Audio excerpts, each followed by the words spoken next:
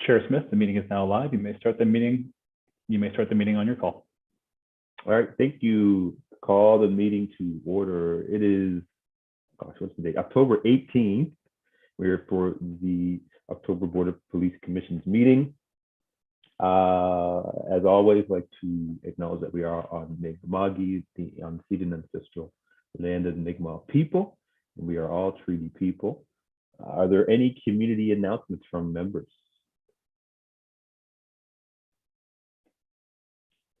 I don't see any. I'll just give a quick appreciation for those who were able to attend the service on Sunday. It was great to see many members in person and in the public as well, honoring our fallen service members across the province. So thank you, all of the leaders within the police forces and community members, retired folks, everyone who attended. Really great service to see. And again, thank you all who organized. I'm not sure there's any other comments. I know Carol and or Commissioner McDougall and Commissioner Blackburn, you were there. But again, appreciation to all those who organized the event on Sunday. I actually just want to mention that I was really impressed with the turnout of officers, because I've been to a couple of others and it seemed to be decreasing, and all of a sudden yesterday was a huge turnout in the parade from Gottingen down to Grand Parade. So it was very impressive and shows incredible connection and opportunity to honor fallen officers. Thank you, Commissioner. All right, so moving on, approval of our minutes from September 20th and October 7th, 2021. Can I have a mover of the minute? Motion to move, Lisa. Moved by Commissioner Blackburn, seconded by? I'll second. Thank you.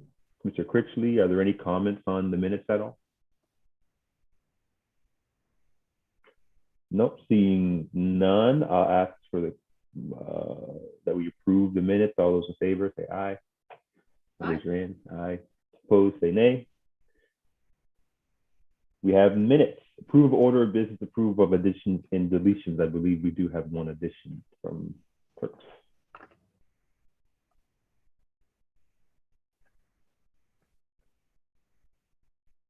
Yes, Chair Smith, we were provided a notice of motion after the deadline on Friday. So if there was a notice of motion that was wanting to be added now, it could be done through a 2/3 vote of those present and voting.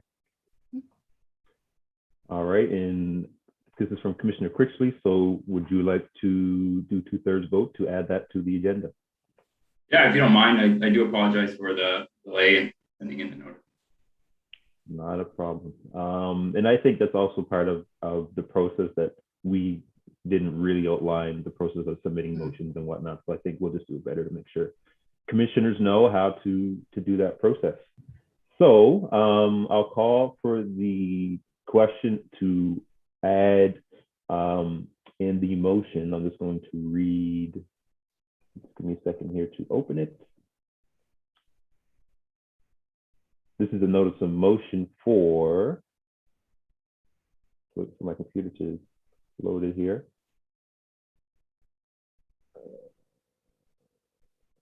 Those motions for drafting of HRP and Rcmp communication policies where police complaint investigations is ongoing or a complaint is reasonably foreseeable. So call for the question to add that to the agenda. All those in favor, say aye. Aye. Aye. Opposed, say nay. All right, so that is unanimous. So that covers the 2/3. So that would be added to the agenda where?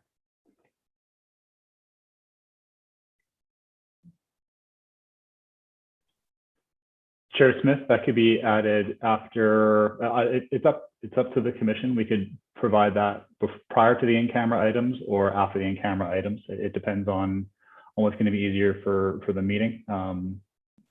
Okay. As it is an added item, it'll be done depending on where you'd like it, but it will come after, it'll be coming in section 11. Okay, so 11.1? Okay. Yes. All right, so that's added to the added items. We do have another item that was added, which was supposed to be on the agenda, which was the 8.1.1 September 20th, 2021 correspondence that was asked to be added to the agenda, and it was missed. So that has been added, and we don't need to do a vote on that item. So if there's no further questions or additions to the agenda, I ask that we get a mover and a seconder to approve the agenda. Mr. Chair, can I ask I just joined the meeting and I'm not sure what was just added. Yeah, so what was just added was Commissioner Critchley's motion that was the drafting of HRP and Rcmp communications policy. Okay, thank you. Not a problem. And Commissioner McDougall, did you have a question?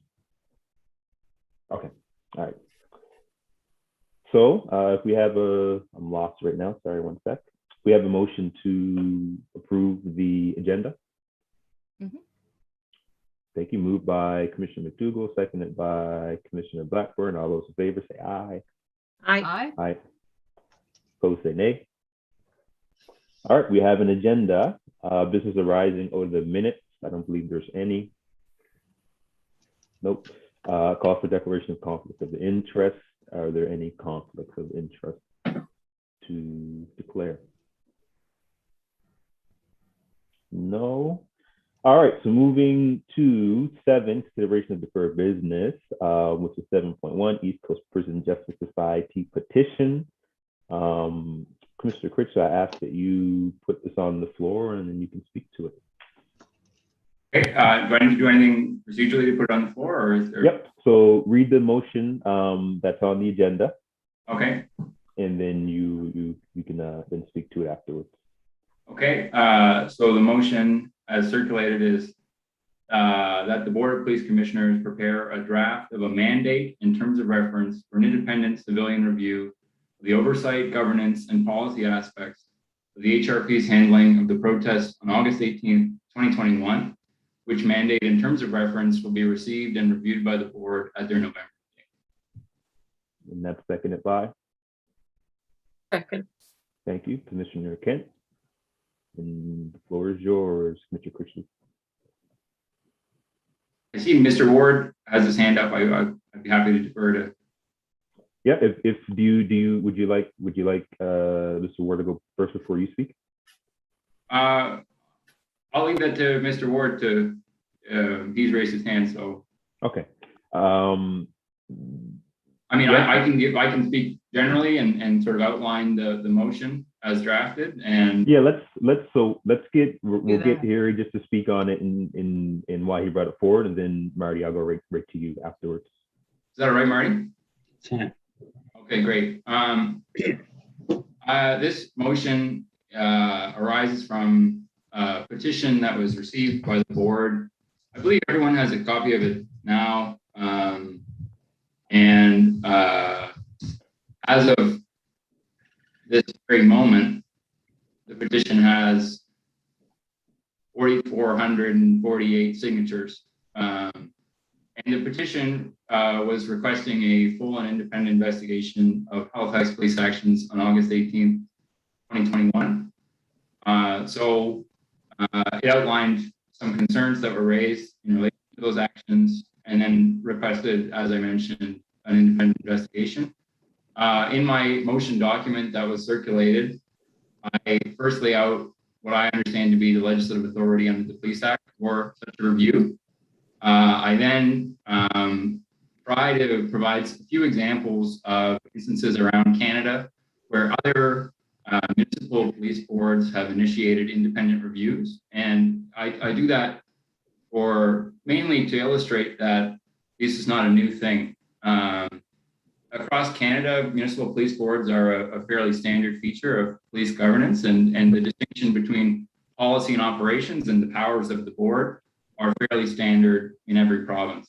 So I provide these examples as sort of illustrative in that respect. So there's been 2 independent reviews that have been done and initiated by municipal police boards in regard to the issue of checks in various locations. So one was done by the Edmonton Police Board. And that in that situation, they hired a professor to do a review and then write a report. In Vancouver, the Vancouver Police Board has similarly initiated an independent review in 2020 into the issue of street checks. And that actually interestingly arose from a separate review that was done internal to the Vancouver Police, also on the issue of street checks. So there's been independent reviews initiated on the issue of street checks. You might think analogously here, you know, reviews of street checks have occurred in Nova Scotia, both through the Morton Report and the independent legal opinion. So again, sort of analogous, although of course initiated from a different source. And then I also provide perhaps the most pressing example, which is that of the Morton Report. So the Morton Report is a 2012 report by a retired Ontario Court of Appeal judge by the name of John Morton. And the full name of the report is Independent Civilian Review into the G20 Summit. So that review looked at the police handling of the very, very large scale protests that occurred during and after the G20 Summit in Toronto. And particularly looked at the handling of the Toronto Police, you know, the police body that is under the government. So I outline the rationale that was provided for the review by the board there. And I actually also included the full report just for reference.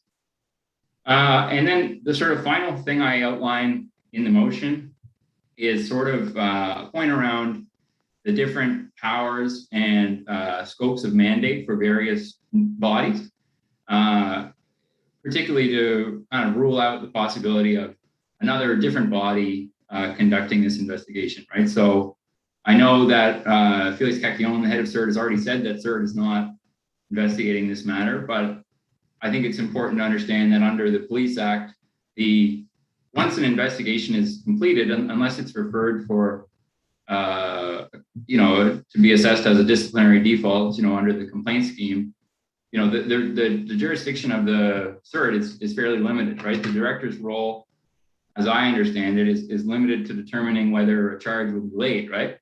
And so it's a very, very narrow analysis of whether, you know, there's reasonable prospect of conviction for the purpose of a criminal wrongdoing, right? So, and then on the other hand, there's also investigations, as we know, that are conducted by the Professional Standards Unit, right, internal to the Halifax Police. And that's a unit that conducts investigations that are initiated through the complaint scheme under the Provincial Police Act.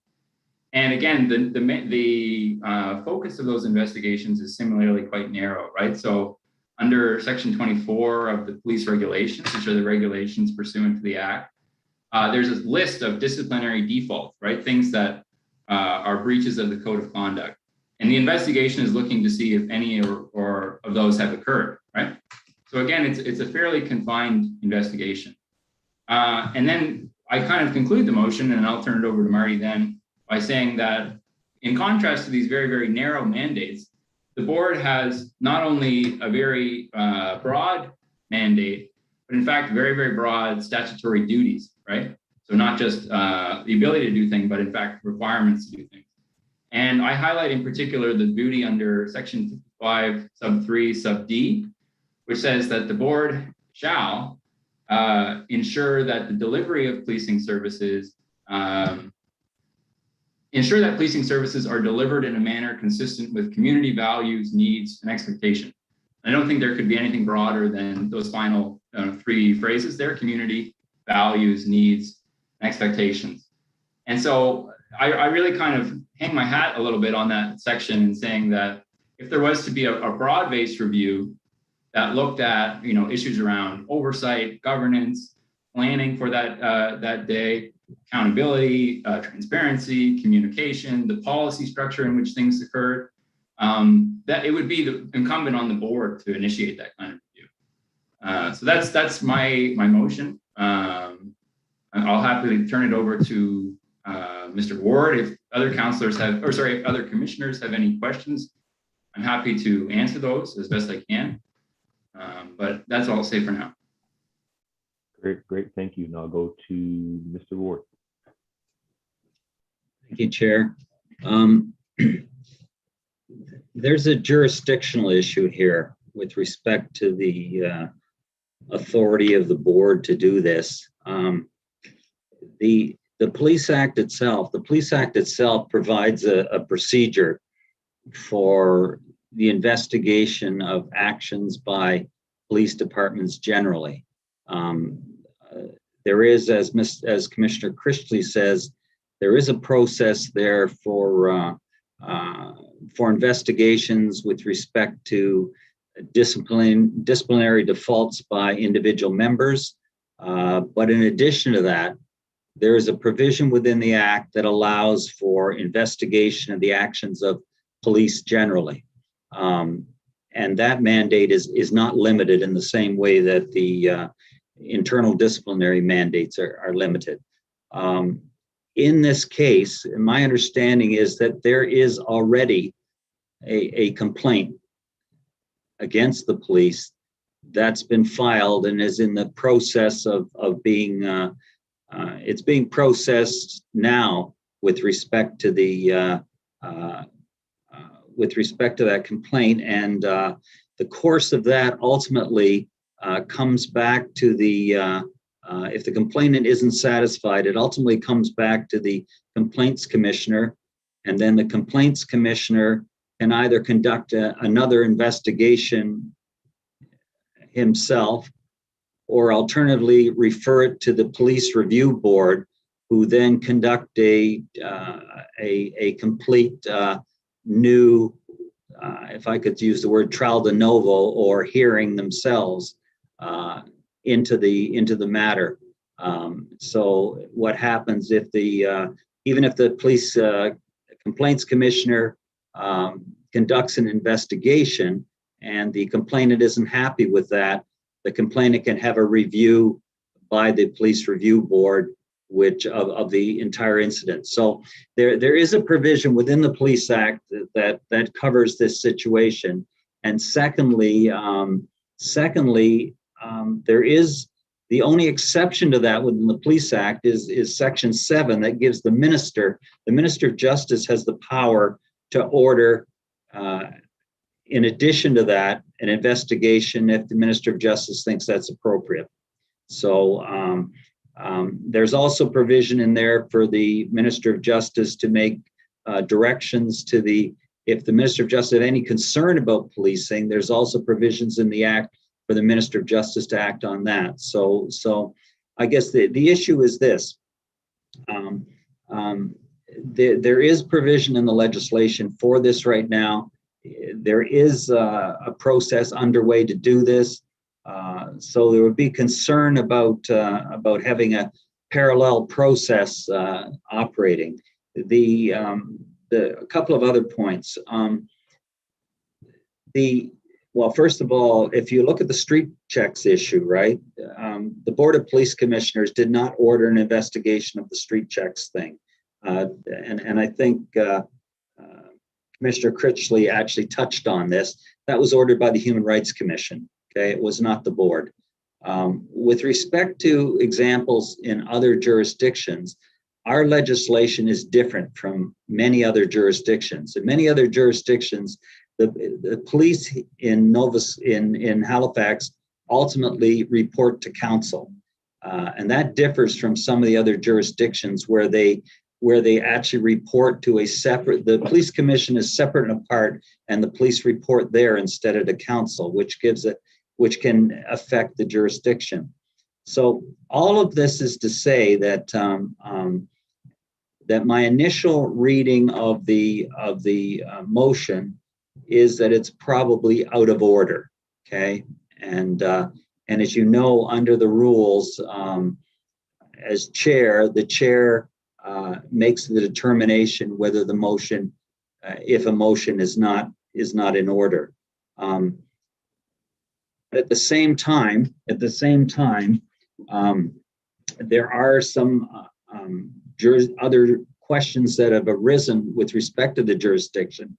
And another potential option is for the board to ask for a staff report on the jurisdiction question, right, before the board proceeds to to do anything with the motion. So those are really the options. If I were being asked today for legal advice of whether this is in order, I would say it's not in order.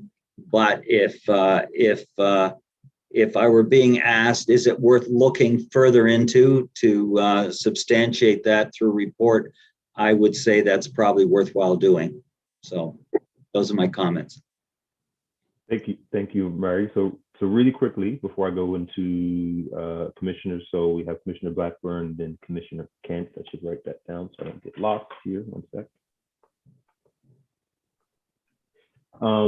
Just to get clarification on that piece. So in terms of the overarching aspect of what's being asked for the commission to do an independent investigation, we have the power to do that laid out in the Police Act. So that's, you're not disputing the fact that we can order independent investigations on larger, I guess I'll say events in this circumstance, larger events. We can do that. No, I don't think I'm saying that at all. No, I'm saying when you're looking at matters that involve the investigating the actions of the police as a result of someone not being content with the conduct, then the act itself provides a process for that. And I think if it's up to the legislature to change that, not the police commission. So in my view, that the act provides the process, the investigative process here. And I don't think the police commission has jurisdiction to order a parallel process of investigation into the same events. No, sorry. So I think you misunderstood. So I'm talking about not looking at this event in particular, as the police commission can order independent investigations on events in general. So you're not disputing that. If it's a matter that isn't provided for within the legislation, right, then I wouldn't dispute that, right? Okay. There may be areas, certainly. Right. Yes. All right. So just wanted to make sure that was clear. So the aspect that you're saying is out of order related to this motion is because there's already a process that's being undertaken under the Police Act through another investigative body that would make this act, I can't think of the word, but having those two processes could be a conflict. There's 2 points to that. Because the process exists under the legislation, I don't think the police commission has the jurisdiction. But secondarily, the fact that someone has already had recourse to that process already, right, shows is a factor as well, right? Okay. All right. I want to come back to that, but I want to make sure I get the other members who have asked to speak before. So, yeah, here, I'll come back to you after the two commissioners. I'll put you on the list here. So, Commissioner Blackburn. Thank you very much, Mr. Chair. And so, okay, Martin, so if I got this right, this request needs to come from the Minister of Justice. And would a letter to him be in order requesting this, or would that be overstepping our jurisdiction as well? I think if the police commission was not satisfied with the process that's currently underway under the legislation, then I would think that you would then do what you just suggested. Yes. All right. And so what you're saying then is you would prefer that we take a wait and see attitude to see what comes back from these other investigations before moving forward with any request or letter to the Minister of Justice? I think that is it. I think you let the other process play its way out. I mean, there's no timeline. There is no timeline on the police commission here, right? You know, basically, okay. It's not like the process under the act where you're up against strict timelines, right? Right. Okay. No, thank you for that. And my last question is actually for Harry, so he can answer this one when he comes back. But I'm just wondering, would you also like to see this report cover off the use of the thin blue line patches on some uniforms during the August 18th incident? Just you can answer that when you come back. Thank you, Mr. Chair. Appreciate it. Okay, thank you, Commissioner Kent. Thank you, Mr. Chair. First, I want to start with thanking Harry for being so, thorough in his approach to the motion. I don't know that I've ever seen this much detail, and it certainly is helpful to understand it. And I welcome your contribution to the board.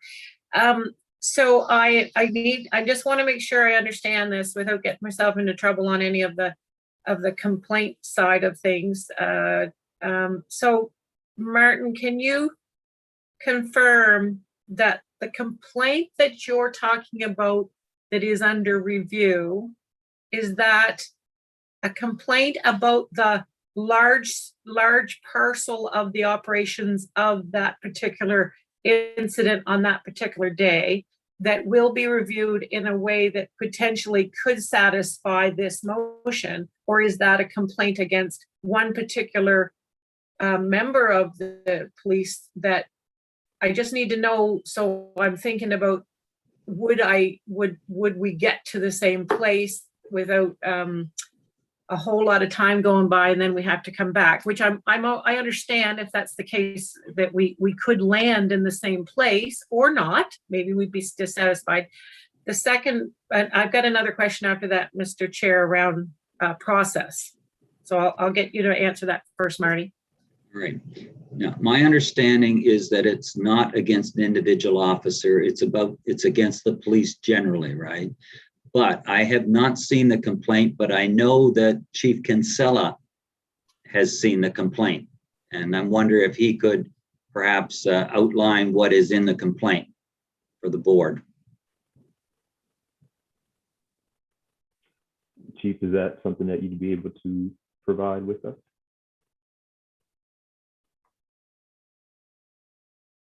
Or to us? Oh, still muted.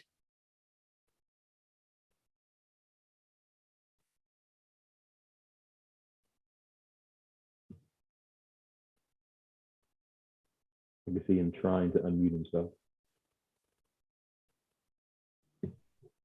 Ta-da! Am I there? Yep, gotcha. Okay, awesome. So through you, Chair, to the Commissioner and Mr. Ward, I guess I'm just seeking clarity about what exactly I'm being asked. I know that there is a complaint against the police in general for perceived issues that people have brought up, and that is proceeding. Beyond that, I wouldn't be at liberty to discuss too much more than that, but I'm happy to take any clarification you might have, Mr. Ward. I guess some of the issues of concern here were the wearing name tags, for example, the use of force. And the question I think that Commissioner Kent is asking is, are those the kind of things that are being looked into as part of the investigation of that complaint? Or is it a complaint just about an individual officer that did something? No, thank you for that, and I appreciate the clarity. It's a complaint exactly about that. There are specifics in there, but it's the police in general, and it does cover use of force. It covers identification and those types of issues. Okay, and I guess further to that, I'll ask my questions and then I can just let you guys answer in due time.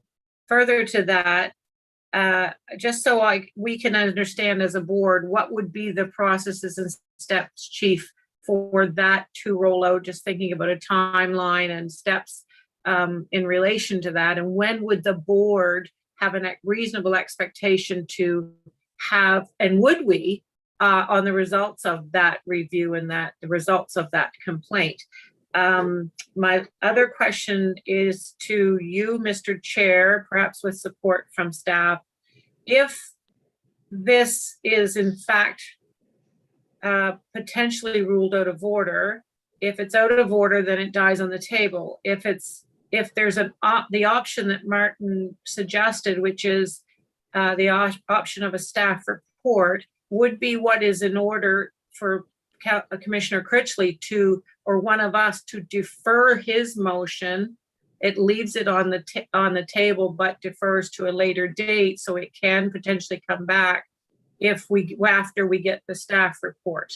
I just want clarity on what those kinds of options are out there for him. So I'll leave it there for now. Thank you. Can I speak to that, Chair? Basically, I guess if the commission decides, instead of just if they decide to instead adopt a motion referring this for a staff report by myself, frankly, right? And to look into, we could look into the two things. We could look into the jurisdictional question deeper, although I don't think that's going to change, but in more detail. And we could also look into the scope of the complaint that you were asking about, right? And then it could be brought back at a further date to the commission. That's certainly a possibility. As for the timeline, I should speak. What I would say about the timeline is that ultimately here, the person who filed the complaint, I don't know who filed the complaint, right? But the complaint is filed, and if that person's not satisfied with it, it goes back to the complaints commissioner. The complaints commissioner then decides whether they will conduct a further investigation. And if people are still not satisfied, it goes to the police review board, who conduct a full hearing on it. So it's very difficult to give a timeline on that, because there's a lot of, there are several intermediary steps there that are sort of beyond, they wouldn't be within Chief Kinsella's control at all. Anything further, Commissioner? Thank you. I guess one more question after that. Is there any particular reason why we as a board would not have the ability to see the actual complaint in and of its own? Like, is there something that is out of order in us as a board seeing that complaint? Because it's not come, to my knowledge, has not come across to us. Well, I as we know, there's certain complaints that come directly to the board and are within the board's jurisdiction to process under the act. There's a process there. This is not a complaint that's within the board's jurisdiction, so it doesn't come to the board, right? It follows the other process in the act itself, right? Okay, thank you. Thank you. Before I go back here, do you want to, or Commissioner Critchley, do you want to go last, or would you like to go before Carol? I mean, if possible, it would be great if I could sort of break it in two, because I do want to answer questions from the commissioners. If possible, and I mean, and very respectfully, I just would like to provide some comments on Mr. Ward's comments, taking full heed that he is legal counsel for the city. But if that's acceptable, then I'll do that. Otherwise, I'll speak right at the end. Okay. So really quickly, guys, so I'll come back to you in a second here. Just for Ian, Clerk Ian, or Andrea, whoever wants to answer it. So when it comes to, and I guess it's really up to the chair, when it comes to speaking times, we really, as the commission, haven't been following the council procedure, 5 minutes, 3 minutes. Are we required to do that? Is at the chair's discretion? How do we want to deal with timing? Chair Smith, current process is the chair has been handling the speaker times for the commissioners, and it's what you feel comfortable with. In this instance, we are very aware in the virtual meeting setup that the times become a little more flexible just because of some of the technical muting, unmuting pieces. There's no major concern if you allow people to go a bit over time. Completely your call as the chair. Right. Do we still have to go by the 3 or 5 minute, 3 minute? That is the process that is prescribed in Administrative Order 1. But again, Chair Smith, whatever is going to allow you to manage the meeting in an effective way in this instance would be appropriate. Okay. So what I'll do here, if you don't mind, I'm going to go to Commissioner McDougall just in case she has something she wants to ask you, and then that way you can cover both aspects. The only question that I have for clarification for Marty before I go to Commissioner McDougall. So understanding the process that is happening through the other aspects of the complaints process that we just heard from Chief Costello, that it is an investigation on the incident itself, covering some of the things that were outlined in the petition. If we were to wait, are there any issues that in say it gets settled through whatever avenue, and it might get done in 2 months, it might get done in 5 months, but can we later do our own investigation without having to worry about the process that happened through the Police Act? Do I think is that question, could you duplicate the process later? Is that what you're saying? Right. So would there be like the same perceived conflict now if that process ends and we start another process? I think if it covers the same territory that is within the jurisdiction of the process in the Act, I think that's an issue. Okay. All right. So just wanted to clarify that. But let me add this, that it's clear from the legislation that the minister can do that, however, right? Okay. And that's specifically provided for. Okay. Commissioner McDougall.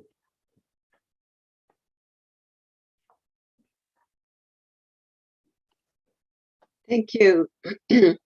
I also want to thank Harry for the work he's put into bringing this to us.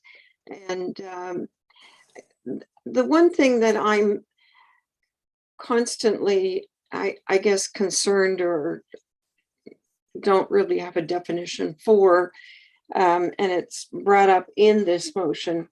The Act provides us with the authority to, and maybe the word is too strong, to safeguard the values, needs, and expectations of the community.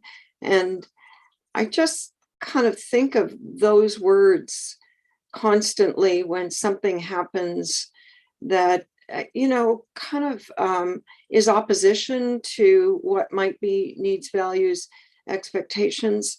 And there's no clear definition for those words and exactly what do they mean in terms of how we exercise oversight. But somehow or rather, I think this petition seems to be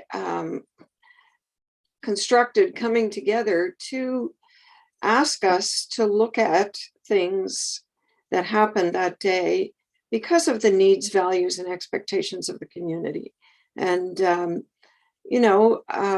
whatever way officers were deployed, whatever happened at the library, whatever happened with the public, it's that nugget of needs, values, and expectations of the community that really does make me wonder if we don't have the authority to do this, or do we have the authority to do this?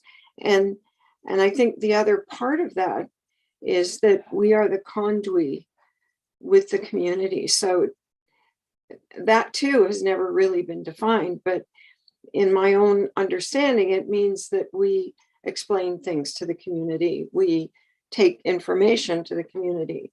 And so I just wanted to add those thoughts. And I don't have a legal opinion about anything, but just wanted to contribute those thoughts before we finish this discussion. Commissioner McDougall, if I could just add this, whatever the outcome of investigation is, for example, that still leaves the police commission with its clear role, its clear policy role, right? With respect to, with respect to how certain things happen, right? The commission is not deprived of that in any way, right? It's just really a question of, how something is investigated, basically, right? So based on what you've just said, we could just make policies that say none of the way behavior was conducted should ever happen again. Well, there would Right? be, you have to be careful when you get into operational things, right? But we're always battling with this, policy, operational, that sort of thing, right? But within that, accepting that, right? If, for example, investigation coming out of the Police Act process raise certain concerns from the board that would fall within the mandate, the board can certainly implement policies, but I would think it would be prudent for the board to, at least have the outcome of an investigation before it made those policies, right? And the outcome of an investigation doesn't have to come from our own requirement for that investigation. It can come from the one that is already underway. Is that what you're saying? Precisely. Okay. Yeah. Okay. I yield. Thank you, Commissioner. I'm going to go to Yemi, then I'll go to Harry. Thank you very much, Chair. My own question, and thanks, Commissioner Harry, for bringing this up. My own question is, one, we have started a process concerning this complaint. So is this motion intended to change the process that we started already? Is it intended to add to it, or what? That's one. The other question is, we've been advised that this motion is either out of order, and if it's not out of order, we need advice to know from staff to look into it if we can even discuss this motion. That's the way I would want to have an understanding of this. One, is this going to change the process we've started already on it, or is it going to add to it? Two, as advised by Martin, is this motion out of order? If we do not know, do we ask staff to investigate if it's within or out of order, rather than going deeply into the yes or no of the motion itself? Thank you. Thank you. Marty, do you want to speak on that at all? No? Okay. I think that's basically the option. I think those are the options that are, that are there. Okay. Yes. So, Mr. Critchley, you do have two aspects, because you already spoke once, but I'll give you some leniency to answer questions that members had, and then you can do your reply to the comments. Okay, I'll probably start. They kind of blend to an extent, right? And I think, Councillor Akindoja, you really nailed it on the head.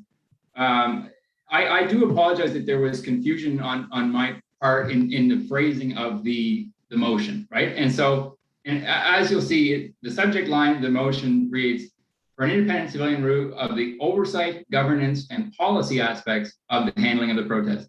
The oversight, governance, and policy aspects are what the board deals with. That's the authority of the board, right? And so I want to be very clear that I'm not intending or requesting that we duplicate or even actually supplement the process that is ongoing through professional standards under the regular complaint investigation.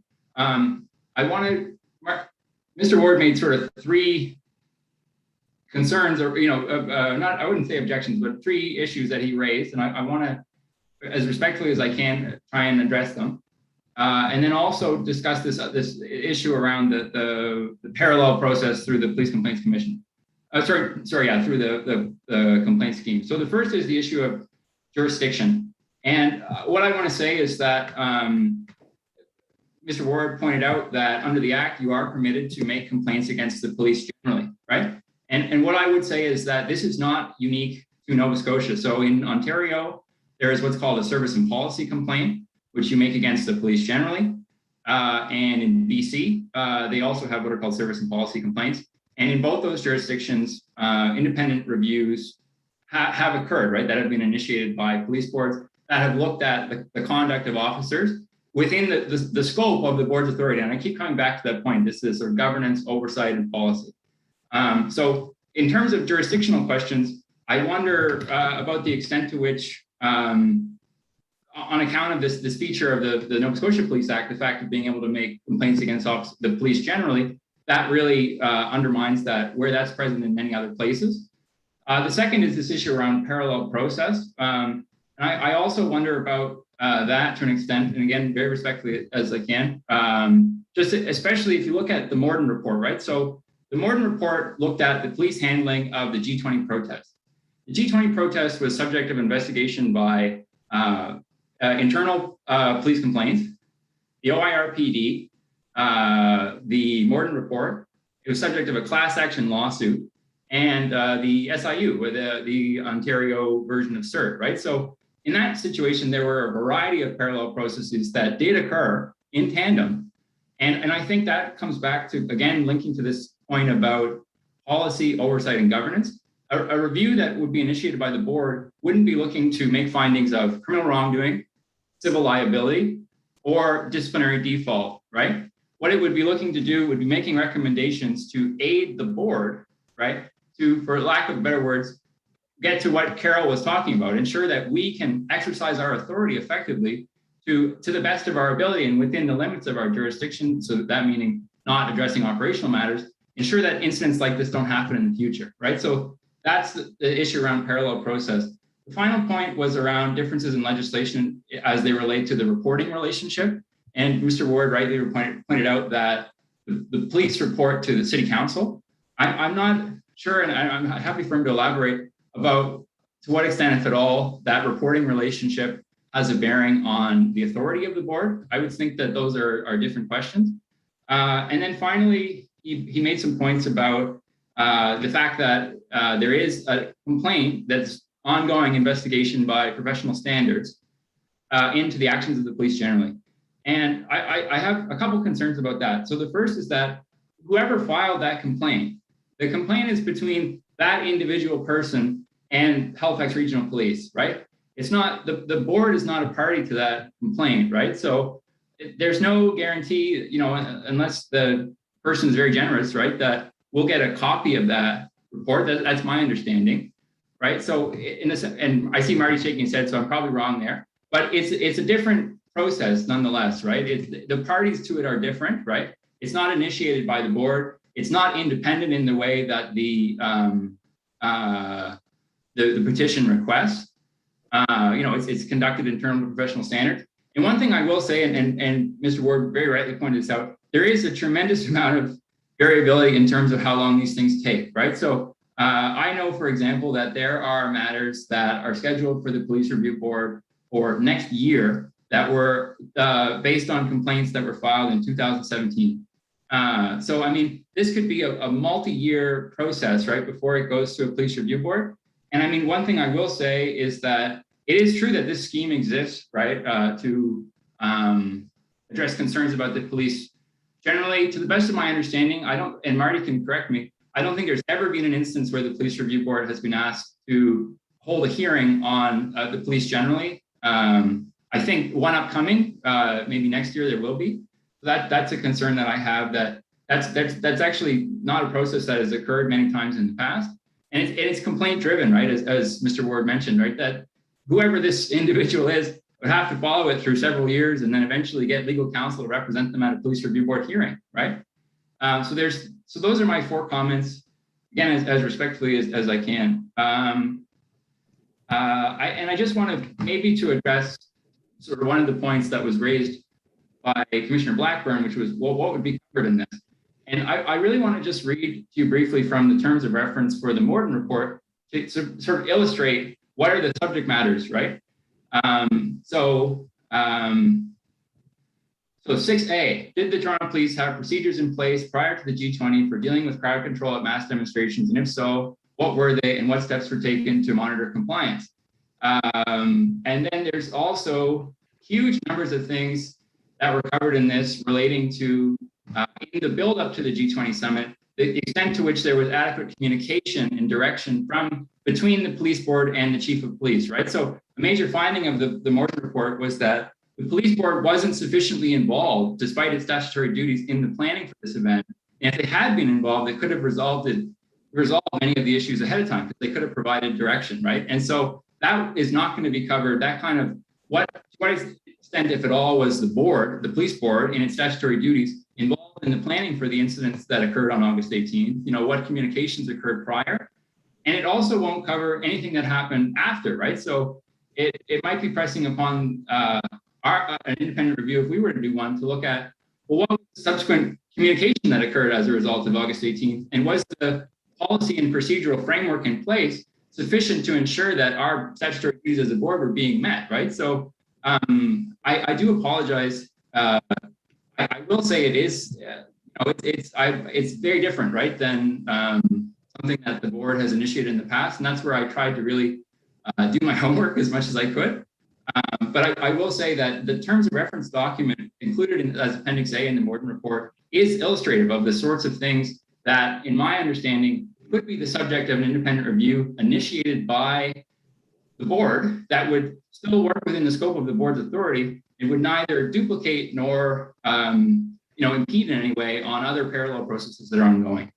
So I will just say as one final point that I would obviously welcome, I've talked to many commissioners, including Commissioner McDougall, about this point, clarity around the jurisdiction of the board's authority and board governance is, top of mind, top of priority for me personally as a new commissioner. And so I would very much welcome a staff report on this subject if other commissioners were supportive of that. I would also suggest that this could be a circumstance where the board, and I don't think we have to make a decision about this today, could also consider the potential for the need for independent legal advice, right? Where this is so different than what's been occurred in the past, right? As Mr. Ward rightly pointed out, it was very different than what occurred with street checks, which was all initiated through the Human Rights Commission. There could be the need to look at and get an independent opinion, upon completion of the staff report. Thank you, Commissioner. Marty, is that a new hand? Okay. Yeah, they all look the same. Yeah, all the hands look the same. Just a couple of points here. Do I think it's worth looking at? I think it is worth looking at the jurisdictional point here. As you know, the jurisdiction over policing in the province here ultimately comes from the legislature, comes from the provincial government, and the provincial government has set up a process through the Police Act, and it had a decision to make. It could have done what they've done in Toronto, which in effect was to give make the board responsible for the police, both in policy and operation, right? As opposed to council. They decided not to do that here. So our relationship is a little bit different. There's a question here, the board's jurisdiction ultimately is civilian governance on behalf of council, right? And I think it's a real question. I don't think council, looking at it quickly, council has jurisdiction to do something that's been otherwise provided for by the legislature. So that's the one thing. I think you have to be careful here too, not to backdoor the thing here. There's no one would dispute two things here. First, that there should be an investigation of what happened, okay? And that's currently underway, right? And secondly, that the board may want at some point to implement certain policies within its jurisdiction that might come out of what happened there, okay? So those things, I think those things go without question, right? But the issue here is that, if when you look at the act, this process, the legislators prescribed this process in the act, and then they've given the minister this overriding jurisdiction that if someone is not content with that process, they can ask the minister to do it. But the risk here is that you could have one independent process going on that's been commissioned by the board, and you could have the police review board, right, conducting a separate complete hearing under the act, under the police act, into the very same events. And it's not just that it's duplicitous, you run the danger of perhaps differing conclusions. I don't know what could come out of that, but that's not what the legislation's designed for. So I think the bottom line here is that because I think that Commissioner Critchley has done a lot of work on this, he's raised some other jurisdictional issues with other places that perhaps need to be answered. I think my recommendation, if I was being asked for, is that we have a staff report, call for staff report, and you then ask us to have a look and see what we think of the jurisdictional question in more depth. So we could easily do that. As to the final point, once we've done that report and you have a look at that report, if you think that it's necessary to have a second legal opinion as a result of that, well, then the commission is free to take that route, right? If they feel it's warranted. That would be, I know you didn't ask me for my recommendation, but I'm thinking based on the discussion that's gone on here so far, that I don't think I do any harm in order to look at the question a little deeper and report back to the commission. Okay, thank you. So I don't see any other members with questions, and so I'll just speak from the chair really quickly. So great discussion so far from members, lots of good points being raised. One of the concerns that I did have was related to having potential joint processes, not knowing what the other one was, and earlier Chief did confirm that the other process that's happening is related to the event itself. So hearing that piece, I was concerned initially of having these two processes, but as Harry spoke last time he spoke, really talking about the scope and getting down to what our mandate as the board is, and making sure that if we do an independent investigation, we're looking at what our aspects are. I think, to me, that is where it lies. And my initial thought would be, rather than asking for a staff report, because I feel that today you provided the recommendations from the legal aspect of where you believe this fits. And if the commission wants to get further information, maybe something on paper from our solicitors, that's great. But I feel that we pretty much have had a good discussion on what that would probably entail. So I would most be interested in let's get the independent not review, independent opinion that could coincide with our opinion from our internal folks, and then we can make a decision as the commission.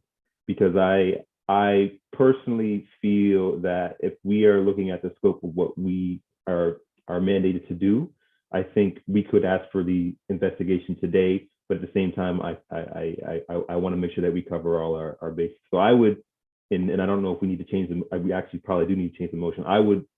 I would be for us to get an independent review alongside, or not review, independent opinion alongside an opinion from our legal staff, and then we come back as a commission with that information and say, are we going to do it or not? So that's where I sit. I believe we should go forward with this in some way, but it does seem that we just need to get a little bit more clarification on if we're going the right way or not. So that's where I sit, and I don't see anyone else. So looking at the motion, okay, yeah, Commissioner McDougall for your second time. So I just want to clarify what you said, that you agree with asking for an independent opinion. Does that mean outside legal review of this motion or this request? Because I'm just not sure. Right, so just to clarify, so outside legal opinion on whether or not the commission has the authority to ask for this review as it is prescribed now. Okay. So we can go about this in two ways. So we can take the motion as it is on the floor and vote on it. I'm recommending that, and I don't have this, I'd have to kind of do this really quickly in my head. I'm recommending that we request a staff report that also would include an independent opinion from outside legal. I might have a magical motion might have just popped up on my screen. So Commissioner Smith, just to confirm that the motion on the floor is the one that is in the agenda. yes. So there would need to be some formal changes, either accepting these changes as friendly or moving to adjust anything if that is the desire. Exactly. So my initial thought was to, and I hate doing these things on the fly, but to make an amendment to that would outline having both of those processes happen. But you did send me, Ian, from the conversation that we've had, discussion that would. So I'll read this, and again, we'll have to rely on the mover and seconder and potential legal. This is different from what's on the floor. But what the motion is that was sent by clerks is that the Board of Police Commissioners request an independent opinion on jurisdictional authority for the commission to create a terms of reference for an independent civilian review of operations, oversight, and government and policy aspects of handling of protests on August 8th, 2021. Sorry, the word operation should not be in there. Yeah. Okay. Agree. So removing Say operations. Policy, governance, and oversight. I'm just going to paste this so you can all look at it. Thank you, Ian, for sending this over. So just take out the operations piece, and I'll read it again without operations.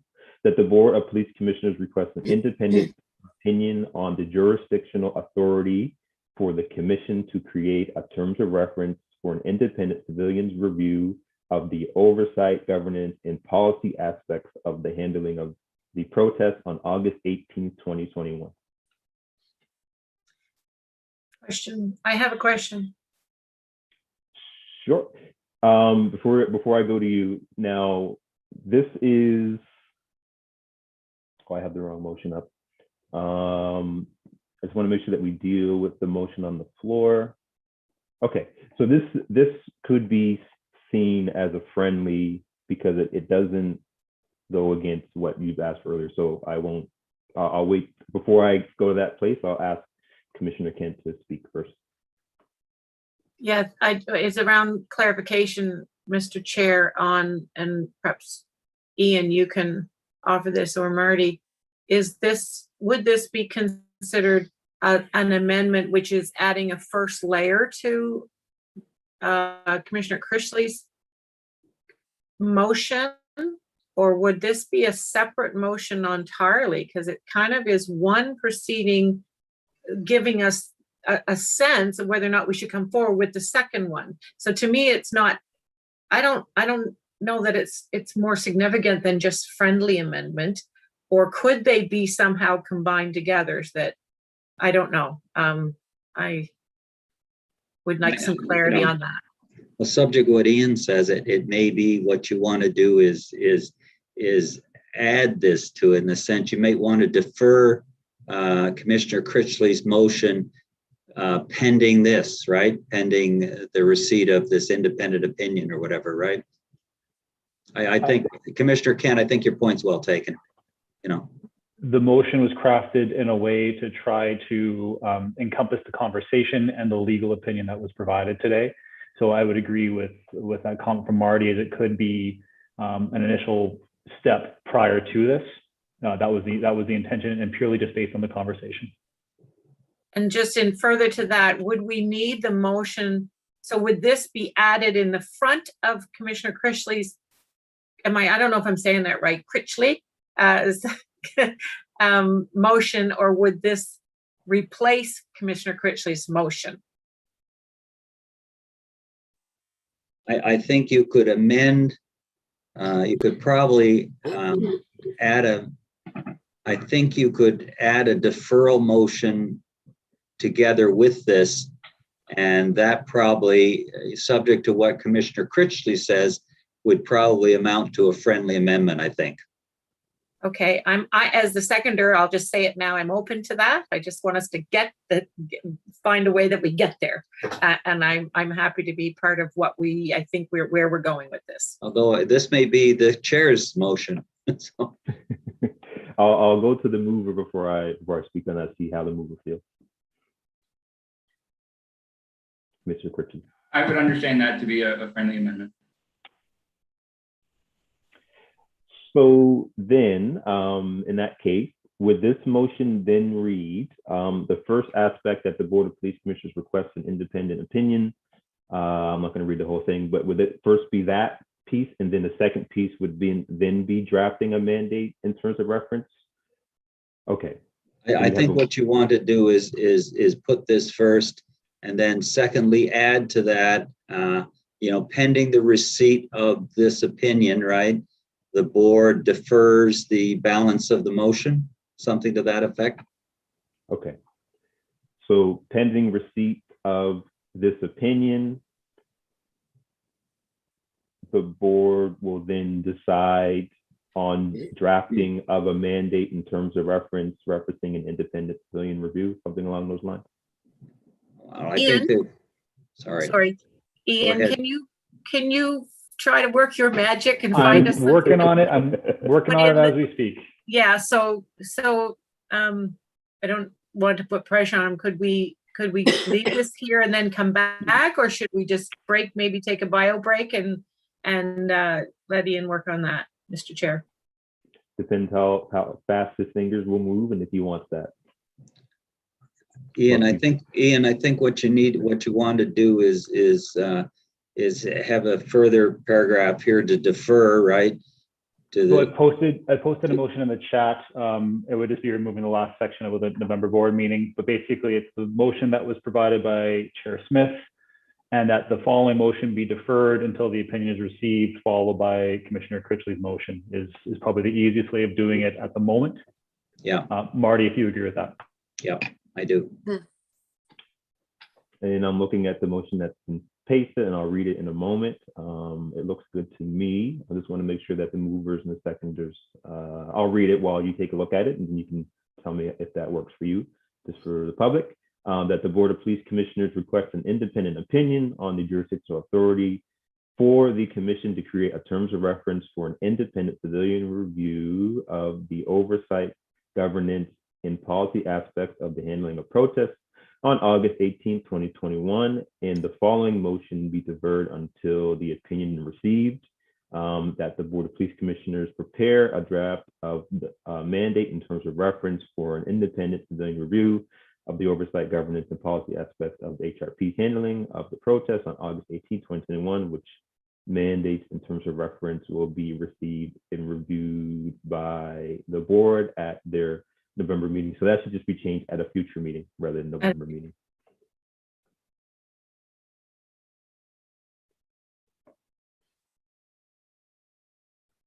So mover and seconder, are you okay with this motion as it sits?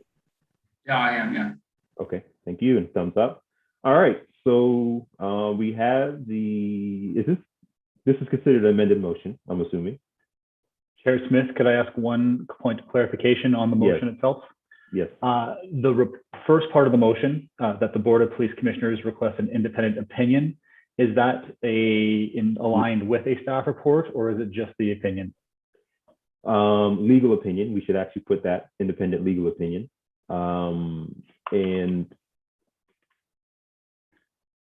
yeah, I can we get them in at the same, I want to say at the same time, but can we do that? Can we ask for independent legal opinion and a staff report at the same time? I do not see, the question will be coming down to the paying for and the funding for the legal opinion. That is one piece that is not acknowledged in here. But I do not see, Marty, please tell me if I'm wrong. I don't know if there's an issue with having an independent legal opinion and a staff report at the same time.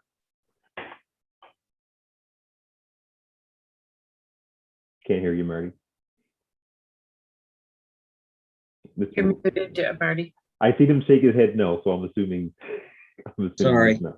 You could request both in the motion. You could ask for a staff report and a separate legal opinion, separate independent legal opinion, if that's what the board would like. Okay. We're in your hands there, really. Yep, independent legal opinion and staff report on the jurisdictional authority.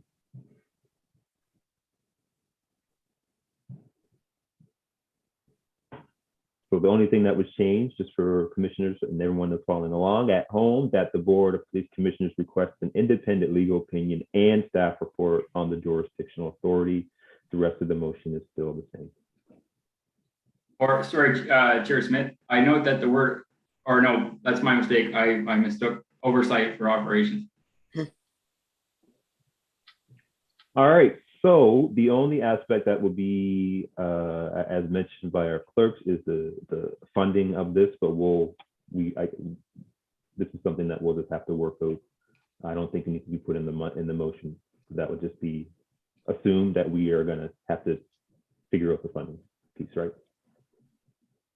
Mr. Ward, we don't need to say we have to look for the money, do we? No. Okay. All right. So if there's, are there any further questions or clarifications or comments on the amended motion on the floor before we move on? And Commissioner Akindudu, floor is yours.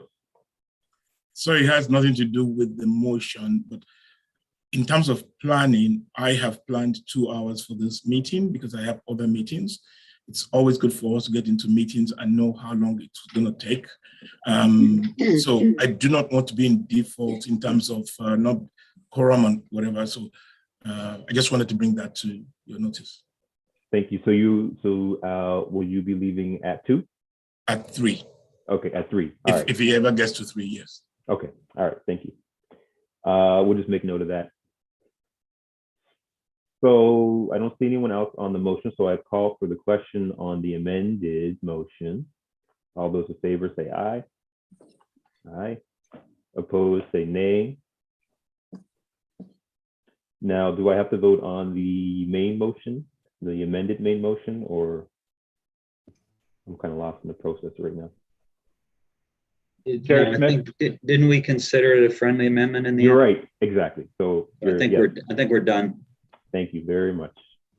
All right, so that motion has been adopted, and we'll report back when the time comes and we have that information for the board to discuss. So thank you, Commissioner Critchley, for bringing this forward, and members and Mr. Ward for good discussion on this item. And all right, moving on to the next item. Let me just open up my agenda. Going to 8.1.1, September 20, 2021, correspondence. Now this, again, for folks, this was an item that wasn't on the agenda, but it was added because it was missed when we put it the public agenda, and it was asked for at our previous meeting to come forward. So depending on the aspects of this discussion, we might have to take parts of it in camera, but I'll pass it to Commissioner Critchley, who asked for this to be brought forward at the next meeting. I guess I'll just say, Chair Smith, that, in light of the time, and especially Commissioner Akindudu's point about leaving at 3, that my only interest in discussing the correspondence is in relation to the motion that I brought at 11.1. So I will happily cede to that point in the agenda, unless other commissioners would like to discuss the correspondence now. Okay. Would any other commissioner like to bring any comments or questions forward on the correspondence? All right, seeing none, thank you, Commissioner Critchley. We'll we'll pick this up at the added item piece.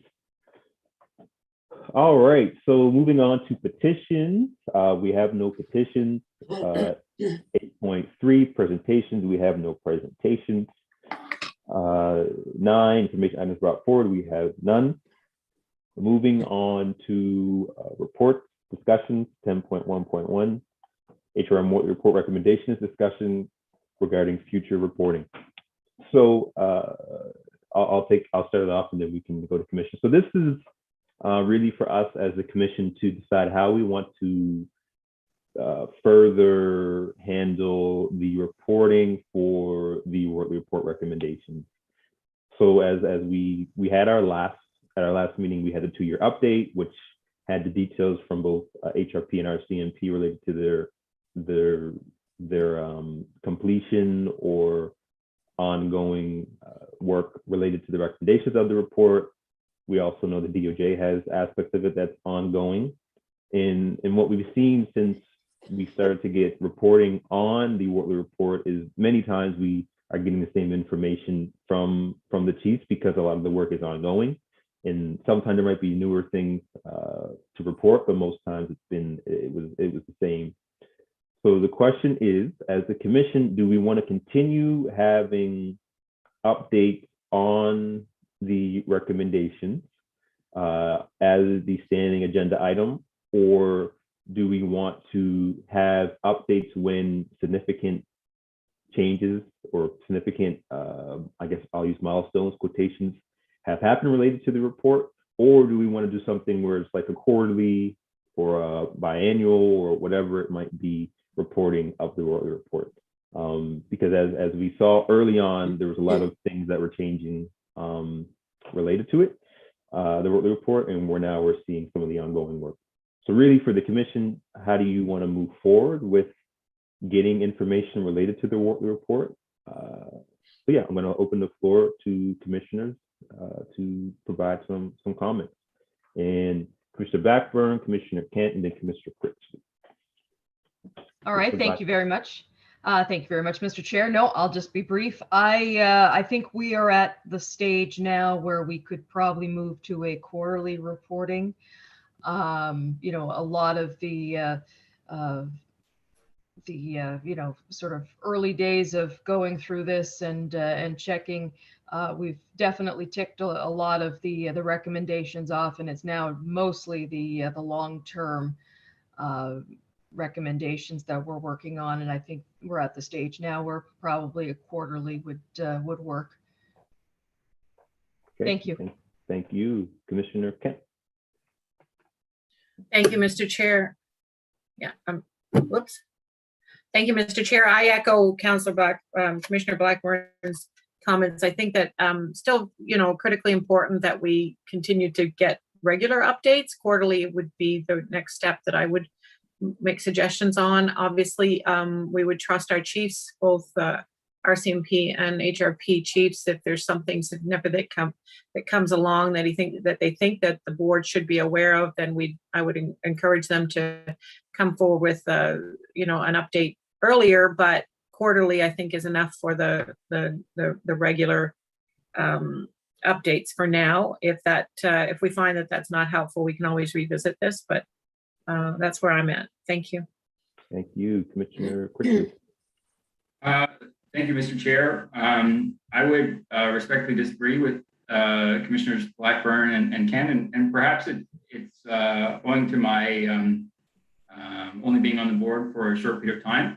But I would appreciate if the Wortley report recommendation remained a standing item at each meeting, and for a couple of reasons. So the first is that, as Chief Kinsella noted at the last meeting, many of the recommendations are ongoing, right? And that provides us with the opportunity to ensure that, we remain appraised of that.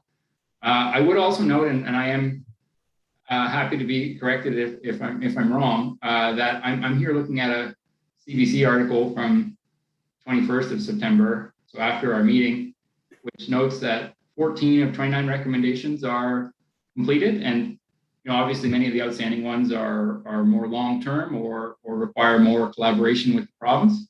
But I guess I would suggest that where we're still under the 50% mark, it might be useful to keep it on just as a standing item. And then as a third and final point, that I suspect that there'll be many months where there will be no update, and we can very quickly move through it. And I would rather, as a board, ensure that we have an option to forego an update, as opposed to foreclosing that possibility with only quarterly updates. Thank you, Commissioner. Commissioner Blackburn, did you put your hand back up, or is this from before?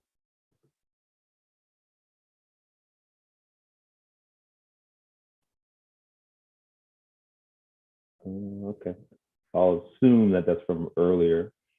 So just related to what you said, Commissioner Critchley, and again, this is for the broader board.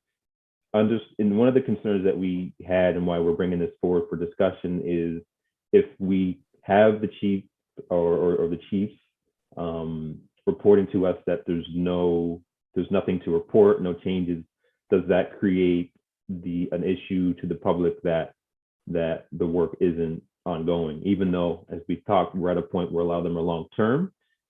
If we're at meetings we're not getting any updates, does that create a concern that it doesn't look like the work is happening related to the Morton Report? So that was really the question is do we want to continue to do that and put the chiefs in the spot where they're saying nothing new to report, or would we rather get something on a quarterly, annual, whatever, well, I'll say quarterly because that's what I've heard so far, quarterly basis, where there might be more to talk about. So that's really, if we, and because this is a standing item, we don't need to make a motion, but just trying to get an idea of where commissioners sit. So far I've had 2 quarterlies and one person who wants it to be reoccurring on the agenda, just wondering from any other members, their feelings, just to get an idea of where the board sits. So Commissioner McDougall or Commissioner Akinduju, just want to know where you sit. Then I can take this back and we can figure out how we're going to move forward. I'm fine with either. All I would love to do is just the planning ahead of our meeting so we know precisely the number of hours to commit. Right. Okay, thank you. Commissioner McDougall? So I really understand Harry's comment about, does it get lost if it's not there? But at the same time, to have both chiefs kind of say ongoing at every meeting, it feels like maybe there isn't anything ongoing. So I'm kind of ambivalent about this. Quarterly seems to make sense to me. I don't know. I'm just wondering, do we want to assign or ask a commissioner to kind of liaise with both chiefs on a regular basis to bring some report back to us about this? And then we get to get a real sense of, sort of the commission working hand in hand with as these decisions are made. Just a thought. Okay, so the only commissioner that we don't have here is Commissioner Thomas, who wasn't able to make it today. So I'll reach out to him to see how he feels. But I think this might be a good item that we can probably park in our work plan, not specifically, but just standing items on the agenda in general. Maybe it is worthwhile having somebody on the commission kind of take those items on. So let's,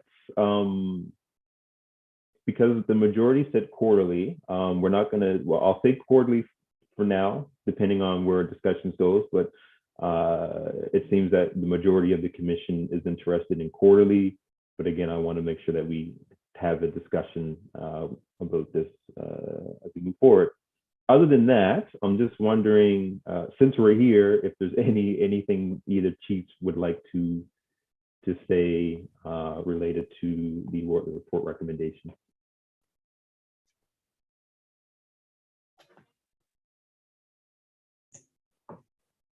Yep. Yes, thank you, Chair, through you. I would suggest if, again, the quarterly certainly is, I think, appropriate. A number of the recommendations that are, I would call it, say, outstanding or ongoing, I think is the phrase that is used, are DOJ led. It's been challenging on a number of fronts, mostly because of COVID in regards to that collaboration. However, we are at a little bit at their discretion and their mercy when it comes to reporting. So I think for our position would be quarterly, we'd accept that. You know, we do ongoing internal reporting anyway within Wortley. So if there is something of note that we would bring up, either a change or a movement of one of the other recommendations, we would certainly bring those forward to the board in a timely manner. Thank you. Thank you. Chief Costello. Chair, through you, thank you for the opportunity to add comments on this.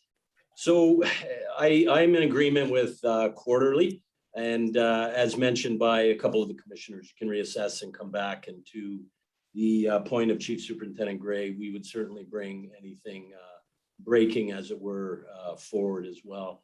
The only other comment I'll make is that some of the recommendations, and I've said this before, so I don't want to go on for too long about it, they, in the sense that they're continuing as it relates to training and the recommendations around training, I believe that they're going to be continuing and ongoing for a long, long time. So that will be part of it. They are complete in certain aspects, but certainly will continue.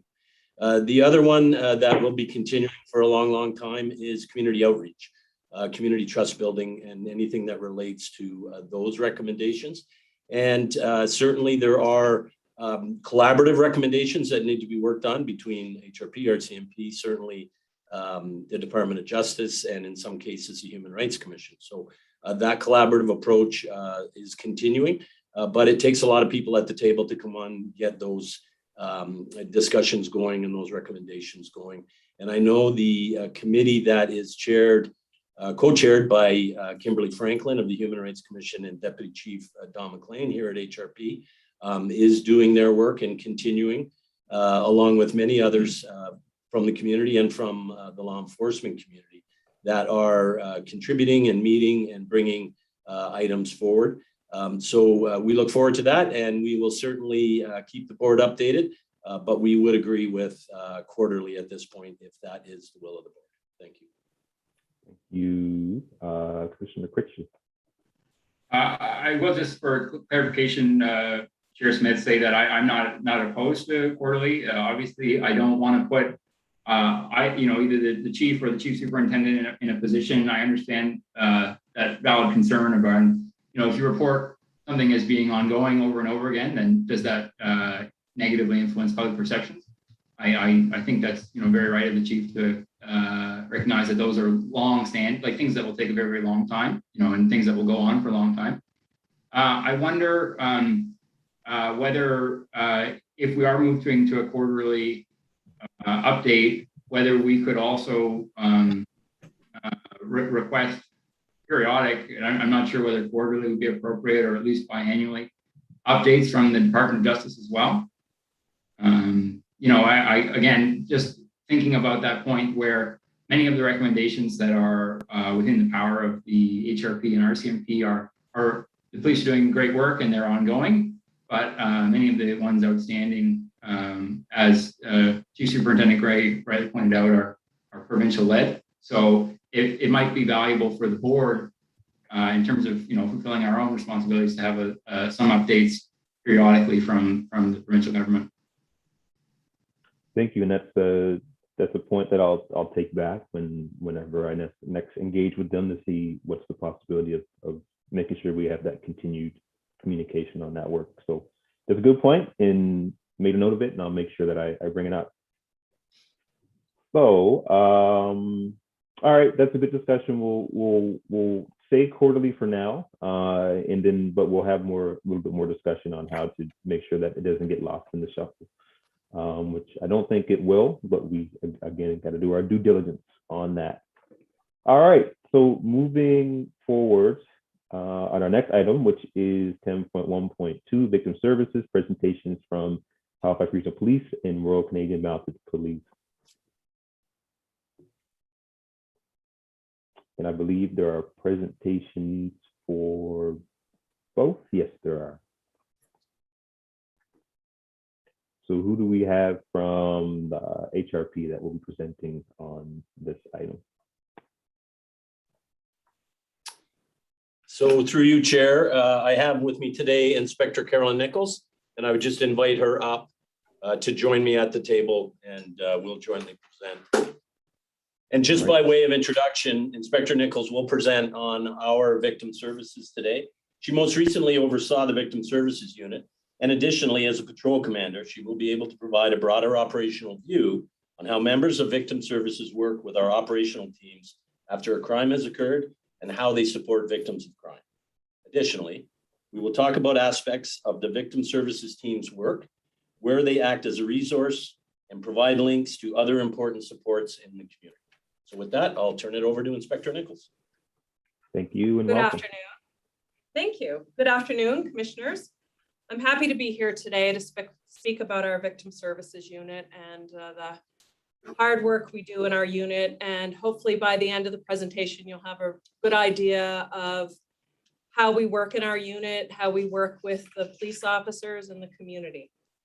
So starting with what is our Victim Services Unit? The Victim Services Unit, if we could move to the next slide. Thank you. Well, this is yours. I'm sorry. It's, sorry, Simon, I think you've got the wrong presentation up. There's one from HRP. If we could just get it switched out with the RCMP one that's up.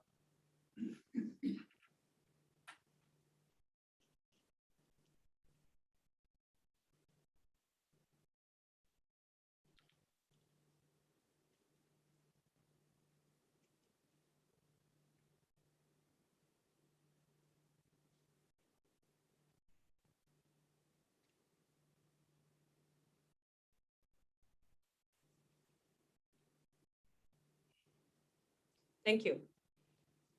So our Victim Services Unit is a key unit within our support division, and the team works collaboratively with our police officers, the Nova Scotia Department of Justice, our community partners to provide timely, specialized support services to victims of crime, and they focus on domestic and sexualized violence. Our next slide. Thank you. Halifax Regional Police and our Victim Services Unit employ a victim-centered, trauma-informed approach that strives to limit the re-traumatization and ensures a compassionate delivery of services in a non-judgmental and supportive environment. We really count on and believe that the victim's needs need to come first, and the victim is the expert on what they need and identify what they need. The victims make their own choices. So victim services screen and review all intimate partner spousal calls to police, then provide victims information on and emotional support, safety planning, and refer to victims. And they also liaise with the investigating officer for the file. Next slide, please. So our mandate at Victim Services is to support victims by connecting them to community resources, making referrals to our partner agencies and services, collaborating with police officers and other HRP staff as required to support our victims of crime, and to enhance the services provided to victims by HRP, including increasing police officers' awareness of the issues that victims face. So victim services staff and volunteers provide training to our officers, our new hires, our cadets, our lateral officers on an ongoing basis, and in the area mostly on intimate partner violence, trauma-informed policing, and the effects of intimate partner violence on children. Next slide. So our victim services structure as it is today is we're comprised of civilian employees, volunteers, and we also have a sworn police officer. Permanent roles include the coordinator of our program, a caseworker, our numerous volunteers who I really can't say enough about. These are people that are committed to working in the community, committed to working with our police officers to support our victims of crime. Our high-risk domestic violence coordinator, our domestic violence officer, that is a police officer here with Halifax Regional Police, our domestic violence offender navigator, and our business administrative support. And we often have co-op students that also take terms in the office. And within victim services, we work within our community relations and crime prevention office. So our CRCP officers there also support victim services, along with our volunteer coordinator and our other HRP volunteers. If we could advance slide. How do we support our victims? Well, we support in a number of ways. Our victim services workers do telephone follow-up calls. We get that information through police officer referrals. Police officers have the ability to flag files for victim services for any victim of crime that they believe could benefit from victim services referrals and support. And also our domestic violence cases are flagged. We have on-scene response. So during the day, our victim services staff can go to on-scene response as requested by police officers and as required. And we also have after-hours support by our volunteers. And a victim can also initiate contact by calling our office and reaching out for support that way. Victim services helps empower victims through validation, education, providing information, and presenting options. We also have a domestic violence offender navigator program that we started in 2019. The DVON works with offenders in high-risk domestic violence cases to navigate them through the justice system and also offer referrals. Next slide. So these are some of the things that our victim services focuses on. We focus on crisis intervention, providing emotional support, providing referrals to our community and government partners. We do advocacy, we do on-scene response, as I mentioned. We do safety planning, and that includes our domestic violence alarm program. We do liaise with police officers as required and the investigators of files. We do high-risk domestic case management, police officer and employee training, as I mentioned, and community and public outreach, education, and training. So some of the additional programs we offer through victim services are like our Peace Bond Navigator program, where we can help people navigate through the peace bond process and how to apply. And we also do support with the medical examiner family support program. Several presentations and domestic violence training is also done to various community partners. We do presentations to child welfare, to immigrant services, Nova Scotia Health and Corrections, probation services, church groups, women's shelters, and many more. In fact, we're doing a symposium later on this week called Sooner Than Later, and that's for services for offenders to prevent recidivism. Victim services in action. If we could go to our next slide. Something we're also very committed to is supporting the municipality's community mobilization team in addressing community level trauma.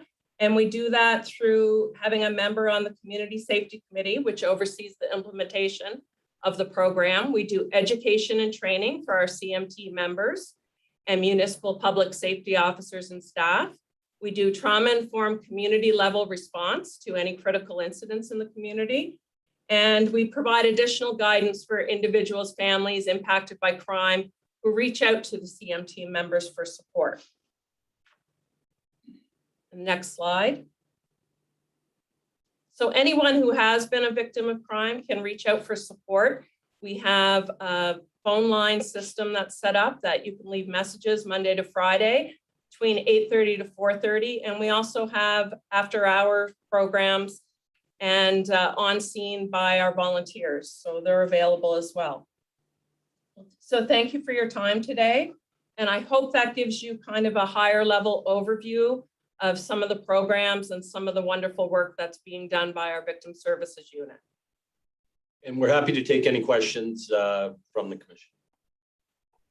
Thank you very much and appreciate that presentation. Just looking, okay, Mr. the hand. Chair. Yep. Are we asking questions now or perhaps after Chief Gray's? Which do you preference? I don't really have a question. I kind of do for HRP, but Yeah, we'll do some questions now, and then we'll go to Rcmp. Okay. So I'll start with saying how much I value and the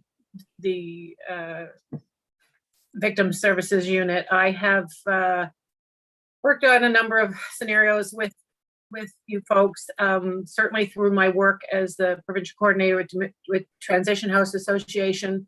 Had a lot of opportunity to learn more about what's being done from the perspective of domestic violence, intimate partner violence, and the effect it has on so many, including the community, and support people of the lives of those who are most impacted by this. So I want to congratulate you and thank you and ask you to convey my thanks to everyone on the team that is doing that. I was part of the early discussions around the designated officer that is dedicated to that those particular kinds of calls, and I think that has gone a long way. It's been a while since I've been working with those folks in service provider spaces, but certainly that was a welcome addition at the time. I can tell as well from this presentation and in conversations that I've had with Dolly Mosier and such, and I look forward to. It's nice to see your face, Carolyn. It's nice. I look forward to our chance to meet personally and have further discussion on this. That the domestic violence layer is really important, and it was overdue, and so I'm really glad to see that still staying. I do have a question around what other kinds of things in the way of crime would you be supporting? Because since I've come back to my role as counselor, and that's part of the experience that I bring to this table, is around the kind of traumatic impacts of things like traffic fatalities that involve some form of a crime, and drunk driver fatalities or injuries and such. It had come to my attention a number of victims' families that they were expressing to me that they had no connectivity to the policing services that would be investigating that and feedback and things. And you can imagine the extreme trauma of any kind of situation like that. I did get a chance to get that confirmed with Dolly, that there were some things at play, but I'm wondering how much of that are you getting, and are you, and this would be, I guess, a question for you, Chief Kinsella, that is there pressure coming from other sorts of crime besides just the intimate part, not just the intimate partner violence, because that's so important, but other pressures that are we resourcing that department in a way that would allow us to be more more effective, I guess, for other types of crime? And if not, is there something our board we should be considering in the future for helping to support that? I think that these days in particular, right now, especially with traffic and speeding and the kinds of messages that we get is that a child's going to die, so and so is going to die, and that whole experience is traumatic. Just worrying about what could happen on their streets, let alone should an incident happen. So I just want some insight into where are there pressures coming that you may have to address in the future that we as a board would have to give some consideration to when you come with budget allocations and things like that. I know it's a little preemptive, but I just want to get my head around what we're doing now and what we might have to change in the future to accommodate that. So I'll start out, Commissioner, and through you, Chair, and then I'll turn it over to Inspector Nichols if she has anything to add. You make a lot of good points, and certainly domestic violence is one of the insidious things that we have to deal with on a regular basis. And there are many, many other victims of crime, whether it be, as you mentioned, a victim of an impaired driver, those kind of things. So my understanding is that we respond to a myriad of situations and a myriad of environments to offer that support, basically in a trauma-informed way. The symposium was mentioned coming up. I'll actually be participating in it on Wednesday. And, we are constantly trying to better ourselves, better our service delivery, better the way that we interact and treat victims and to be there for them. So that's an ongoing response that we have. Dolly and her team do wonderful work, the full-time employees, necessary, needed work. We also have a contingent of volunteers that assist, and that's a pretty standard, deployment model across victim services, I would say across Canada. So we are currently on the recruitment for additional volunteers. We were set back a little bit because of COVID. We didn't have as much community interaction. We weren't able to do presentations in the community, and it did impede our ability to get our volunteers deployed. We are coming out of that a little bit now, so we'll move forward on that. To your point about additional resources, Inspector Nichols and I talk fairly frequently about, how's it going, what's required, how are we meeting our demand, those kind of things. And my understanding is we do a fairly good job in that regard. To the question of, are other supports needed? We're just heading into the budget cycle, so there likely will be some asks coming your way as a board to hear us out, and we'll make a case for areas not only related to, and I don't know for sure because I haven't heard back from staff, victim services or otherwise. So we're doing that work right now. So there may be something coming your way, but I can tell you that we'll only do it if we can demonstrate the need. And I think that's important for good fiscal responsibility. That has been part of my budget presentations in the past. And you're going to hear a little bit later from Mr. Horton on our first quarter, budget report. So we do pay attention to that, and we're cognizant of the needs of all of our victims and, of course, all of our service delivery areas in the service. So more word to come on that, and more work to be done. And I think I answered everything, but I'll turn it over to Carolyn in case she has to or wants to add anything else. I'll just add, operationally, I mean, there are other crimes that victim services provide support, and a police officer can add a flag for victim services staff to any type of file. Like you said, people are traumatized by many number of crimes. Sometimes even just a theft from a vehicle can be a traumatizing event for someone. So officers can have victim services reach out to anyone that way by sending a flag directly on the file. So the staff will review the file and reach out to the victim. And also, because now I'm doing divisional command, divisional commanders review our daily files too. And I reach out to victim services a lot if I see a file where I think someone could benefit from maybe a referral for victim services. So we have a couple of catches to catch some of those crimes where other victims besides domestic and sexualized violence can also get support.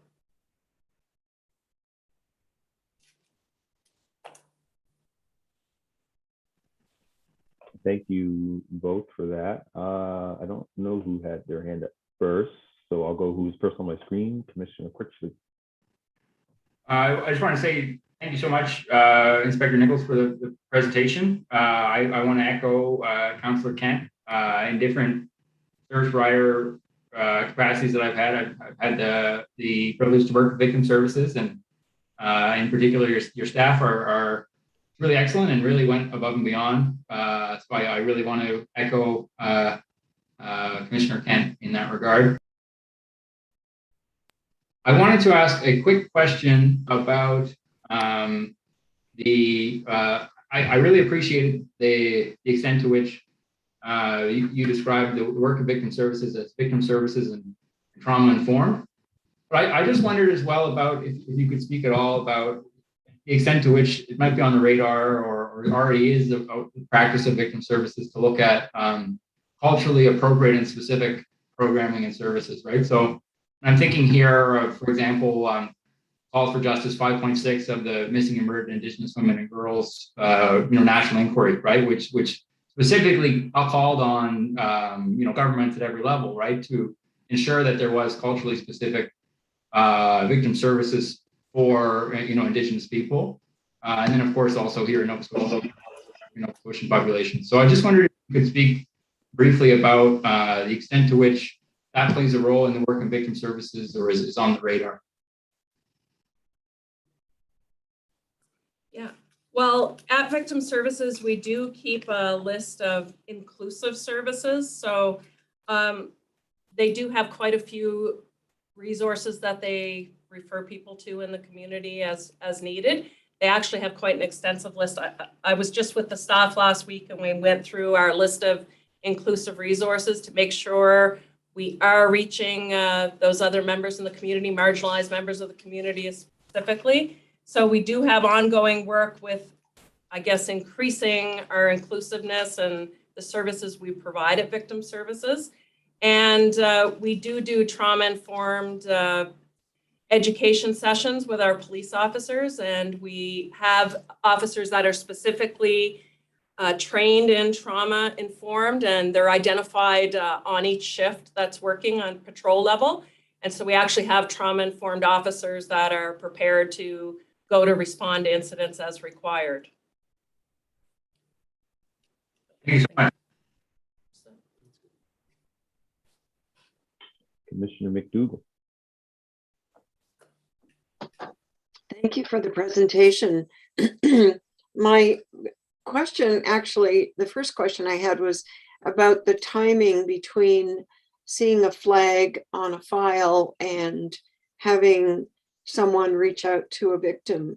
Is there, you sort of touched on that a bit, but I'm just kind of wondering, does it happen sort of within 24 hours or 48 or? I think what we try to put things in priority depending on how quick somebody needs help. When we have our volunteers who actually go out and they actually have a radio with them and they listen for calls. So they're responding to the scene almost instantly once the police officers have deemed, obviously it's safe to do so, and we try to put things in an order of urgency, and we try to reach everyone daily when we can.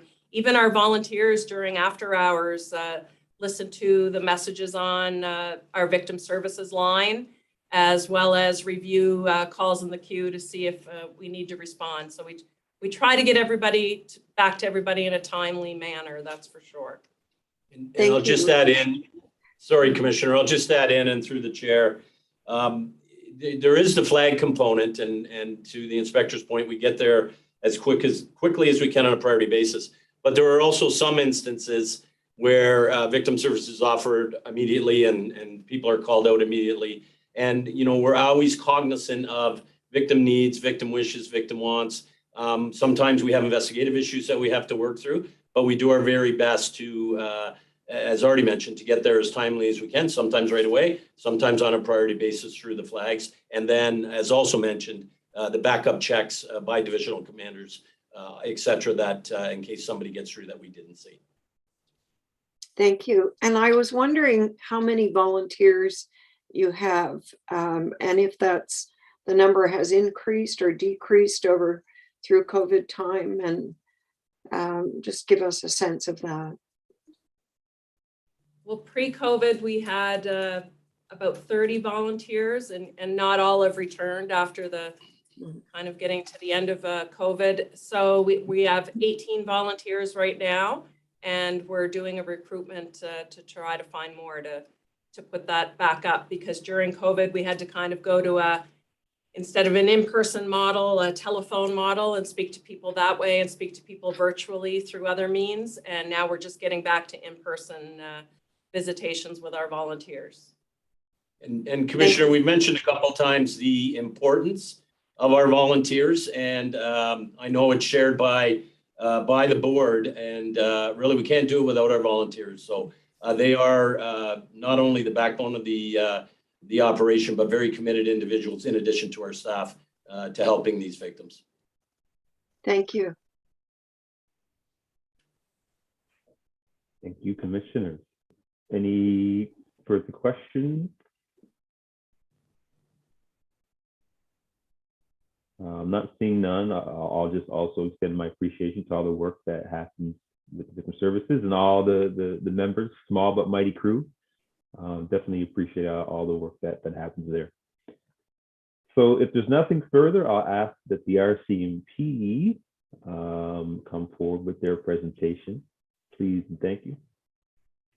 Thank you, Chair, and through you, I'll introduce the coordinator for H Division, or so for Nova Scotia, but she's for Halifax District. This is Kimberly Richards. So she's going to come over and take my spot, and then afterwards, if you have any questions, I'll come back.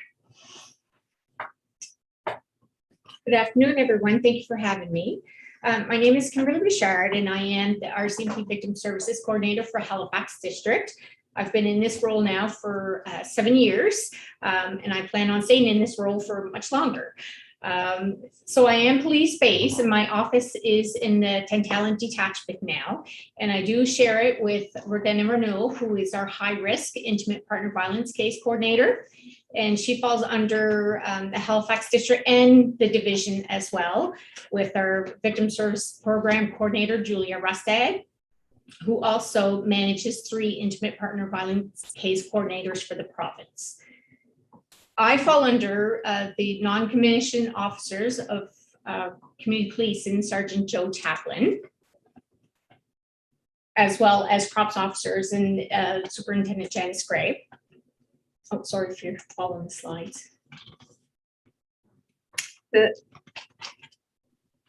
just ask if we can have the slides. Oh, here they come. Thank you. Thank you.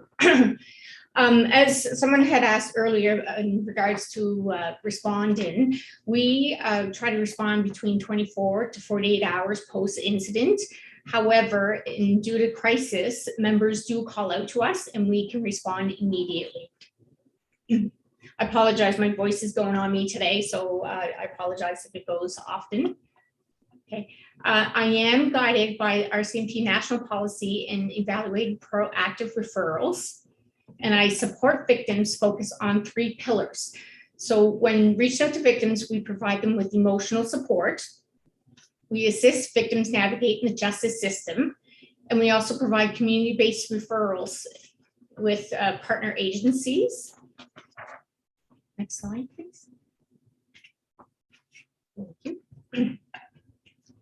I am the only public service employee for Victim Services in the Halifax District. I currently manage 17 security cleared volunteers.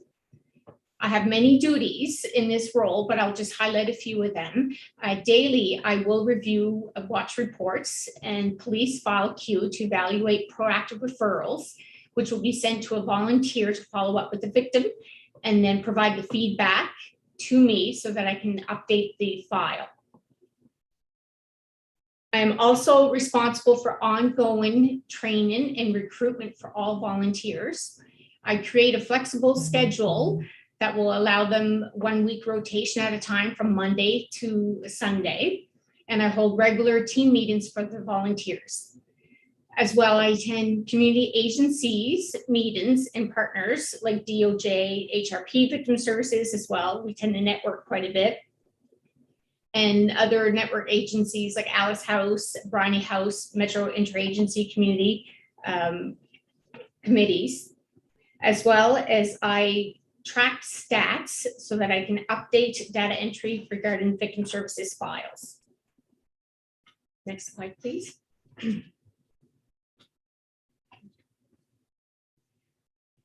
I do one-on-one core training with all new volunteers and then set them up with a senior peer mentor. Apologies, my voice is going here. Once they have done their 6-month training with a volunteer, then they're able to go out on their own, as well as mentoring with peer volunteers. We do all kinds of training with our community partners. To name a few, we do training with the Department of Justice Victim Services regarding their criminal injuries counseling programs for victims.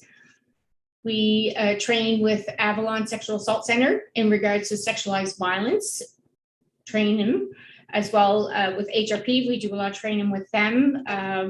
One key person I do a lot of training with is Paul McKenzie with Halifax Fire Family Assistance Program Coordinator. He has arranged for our teams to have CISM, which is Critical Incident Stress Management, ASSIST, which is Applied Suicide Intervention skills training, as well as grief, bereavement, and death notifications. All of our volunteers are face-to-face support. However, if required, they will, thank you, sorry. It's okay. Sorry, I'll start back. Our volunteers are all face-to-face support. However, they are allowed to meet with a victim at the detachment if needing further support. My volunteers follow the 3 pillars, again, which is to provide emotional support to our victims, to navigate the justice system, and to provide community-based referrals. Once, again, the volunteer will reach out to the victim, they touch base with me for further guidance or even for support. Sometimes I need to debrief with volunteers depending on how their file goes. I personally will handle all very sensitive and complex files, and I will attend scenes, fatal motor vehicle accidents, infant sudden deaths. All those files are very sensitive and time consuming, so I will handle those personally. Okay. Next slide, please. Thank you. An important role to me is to combat all the stats that I can provide to board members. So for example, last year for 2020, I personally reviewed 5,554 files for proactive referrals. And within those files, Victim Services Volunteer followed up with 645 referrals. Out of those referrals, 304 were related to intimate partner violence that did not meet the criteria for a high risk designation. Most of our files are related to suicide and sudden deaths, sexual based offenses, assaults, and fatal injury, motor vehicle accident collisions, as well as fatal fires. Next slide, please. As I had mentioned earlier, Julia Rustad is our provincial program coordinator, and this is her slide on what she falls under the program with. Would you like me to report on that? Or? Okay, sorry. Any questions? Sorry, it's okay. Go back.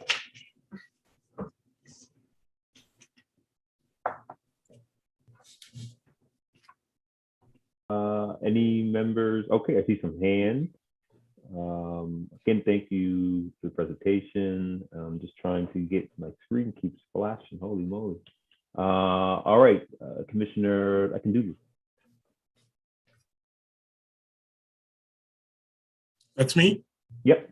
Yeah, thank you very much. Just want to thank you so much for a well-detailed presentation. You had mentioned it's a one-man department, and just wondering, with all the things you've highlighted here and the number of files you have, just the number of files that you might have to review, do you not think that you need some support, an assistant or somebody, or to have just a team of people to work with you and grow into your role or sort of training also for that group of set of people? Well, I currently have the help of the intimate partner high-risk domestic violence case coordinator, Rodena Renault, and then with my team of volunteers, we tend to manage this, and as well as some of the community police officers can help me out regarding specific files. Okay, thank you. I just always look at the department and look at the ability for succession. You have a lot of volunteers, which is wonderful.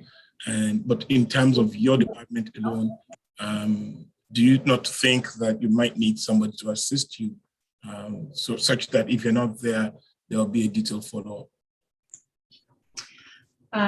Commissioner, thank you for your question, and through you, Chair. We would agree that there's a number of departments that support our frontline members that can always use an increase in resources. This is something that we continually assess, and when it comes to budget asks, it is considered.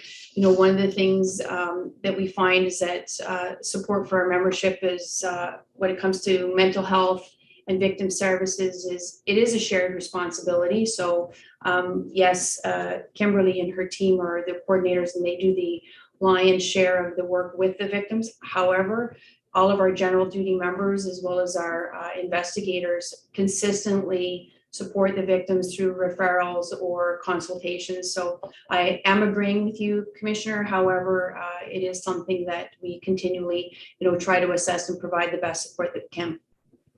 Thank you very much for your response. Thank you. Thank you. Commissioner Critchley. I just wondered if I could ask two questions quickly. The first was if you had a sense, sort of even roughly, about the division of responsibility between volunteers and yourself as a coordinator and the other individual. Like, what percentage of files would be handled by volunteers, and what percentage would otherwise? And maybe that's difficult to answer because there's situations where both people work on a file. So that'd be one question. And then my second question is just the same question I had for the presenters from the Halifax Police. I was just wondering specifically about to what extent, if at all, it's on the radar for victim services within Rcmp, or it's part of the services that are provided, sort of culturally specific services. And again, thinking here about Call for Justice 5.6 of the Missing and Murdered Indigenous Women and Girls report, which called for culturally specific victim services for Indigenous women and girls. So I just wondered if you could maybe speak to that a little bit. Excuse me. In regards to the percentage, currently for me, I'm at 25% of handling very sensitive files, which is a little high, but it's been a very busy year. So again, the volunteers do help out a lot, but we've had a lot of specific files involving teenagers with intimate images. And I feel that those are very sensitive to deal with the parents and the teenagers with that. So I personally handle those, which is why I have a high number of 25%.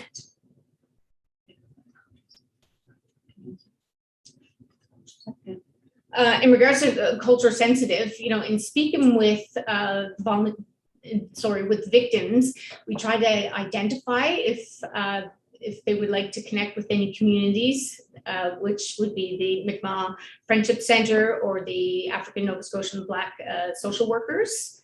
And our volunteers, we are becoming more diverse group of volunteers, so we are able to connect them with the correct volunteer to help a victim.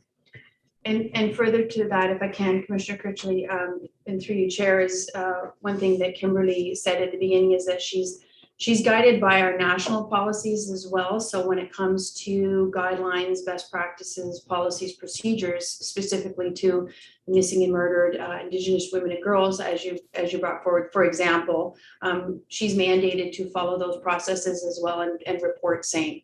So. Okay, thank you so much for clarifying. Commissioner Kent. Thank you, Mr. Chair. So thank you. Good to see you again, Kimberly, and keep up the great work. I was thinking, and would I ask you the same questions around the focus of domestic violence, intimate partner violence versus the other, but you actually filled in a lot of that information, which I'm really grateful for. I do have a couple of specific questions. So on the slide, it spoke to responding to the victim within in the first 24 to 48 hours. So is that the extent of time where you would give energy to that victim, or is that just that initial contact is expected to be had within that time frame, and then it would be ongoing? So I'll leave that one for you. The other is, we have 2 service providers of policing services within our municipality, and we have the great benefit of that. So we have Rcmp, HRP, and there may be a situation where a resident is served in some version from Rcmp because an incident might have occurred during in an Rcmp service area, but some perpetrator or some relation to it might be under the HRP jurisdiction. So I'm just wondering if there is a good sense of collaboration between the two to be able to support the victims in those situations. When I think about an intimate partner violence situation, it could be a number of things. It might be that the host and the home, the family home is in an Rcmp area. A service provider, a shelter might be at play for within an HRP area. The spouse might be in another whole municipality, and so there's a number of things at play there that are integral to the success of supporting a victim. And often when I think back to my work that I did with Transition House and the shelters, there's so many layers to the journey through any form of justice related to a victim that the communications piece, the dissemination of information, the updates to the person who is identified as the victim, all of that, those can go into whole different other areas. So I'm just wondering around the collaboration piece. The third question actually would be probably to you, Chief Gray, and potentially for Chief Kinsella, if he's open to answering it, which is around intimate partner violence. The work that we did, and I have no reason to think that it's changed, but is very much championing for a restorative approach to supporting the families that are experiencing this. Restorative justice has a layer of respecting and honoring the victims' expectations of what they see their justice to be, not necessarily always the sense of what the traditional Department of Justice process is. And when you're training your volunteers or working to support a victim, are there consideration and training elements around restorative approaches? Not because you're going to get involved in them specifically, but they would be part of the narrative, I think, of a family's experience to acknowledge and help them understand what's at play in relation to them steering what they consider to be a justice journey for themselves. And I hope that makes sense to you. So I'm wondering, does restorative approaches, is it part of what your training is happening for your volunteers, so they understand it and can support that victim or the family of the victim in that context, as well as what's at play in the court systems, for example? So there's some big questions there. Yeah, thank you for all your questions, Becky. I'll start with the first one, which was in regards to the time frame we respond to a victim. I did state between 24 to 48 hours post-incident, and that is for the immediate contact. We continuously follow up with victims, sometimes months, sometimes even a couple of years, depends on what the investigation is. A volunteer will follow up for weeks at a time, providing them with the new court updates, conditions, if there's any breaches, things like that. So it's not just a one-time phone call. There are repetitive phone calls between the volunteers and victims, and with myself as well. Sometimes I need to step in and help out with things. Does that answer your question, Becky? Yes. Yes, okay. Thank you. The next question in regards to, if I paraphrase it correctly, the cross jurisdiction between victims with HRP and Rcmp victim services. It does happen from time to time, and luckily HRP, Dolly Mosier and I work very well together, as well as the other agencies, the Department of Justice Victim Services, and our high-risk intimate partner violence case coordinators. Sometimes we have files that will interlink with one another, and it's where the incident occurs is how we support a victim. They could live down in the valley, but if the incident occurs here, we still support the victim, and we'll provide her with the support and resources in her area for them, her or him, for them. So it doesn't matter whether it's originally an HRP file. Sometimes if there's a breach in my jurisdiction, I notify HRP. And as well, HRP has done that for me as well. So it's not just, we try not to cross jurisdictions, but sometimes it does happen, but we work well together and support to make sure that the victim doesn't fall through the cracks and is supported through this. Thank you. Okay. And as far as a restorative approach, I know domestic violence, that is a new domestic violence court program that's been in process, I think, almost 3 years now. I am part of that committee as well. But COVID has kind of pulled me back a little bit. But we do recognize that a lot of families want to work together. So we do try to do a restorative approach with files. However, safety risk for victims and children, are our priority. We understand, again, that families want to work together, but if there's policies and conditions put in place, we have to be made well aware of that.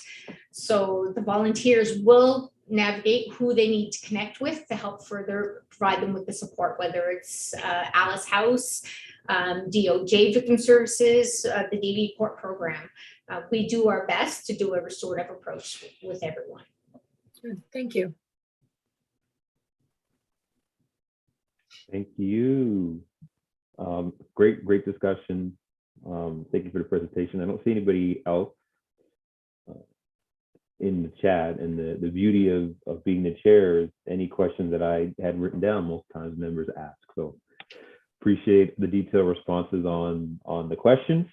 So nothing further from me, and yeah, that's it. Thank you again for being here today. So we are now looking at time before we go to our next item. So we do have the Halifax Regional Police and Royal Canadian Mounted Police financial reporting, which I know Commissioner Akinduju would love to stick around in here. So if we want, we could go right into that, so at least you can hear part of that presentation, if not all of it, and then we can decide as the commission how we want to deal with the rest of the items that are outstanding on the agenda. So I was going to ask if you want to do that now, but I think it'd be good to go into the financial piece just so you can catch some of the presentation. And Chair, I'm really sorry that I have to leave at 3. I'm so sorry, because I thought that from 12:30 we should be done, and I planned some external people coming to meet with me at the office. So I'm really sorry about that. Next time I would yield to plan better. No, it's not your fault. We again, we thought 3 o'clock would be a good time to put, and sometimes you never know. So you should not apologize at all. Thank you. So let's go to the financial reporting piece, starting with the Health Regional Police, and then we'll go into our Rcmp.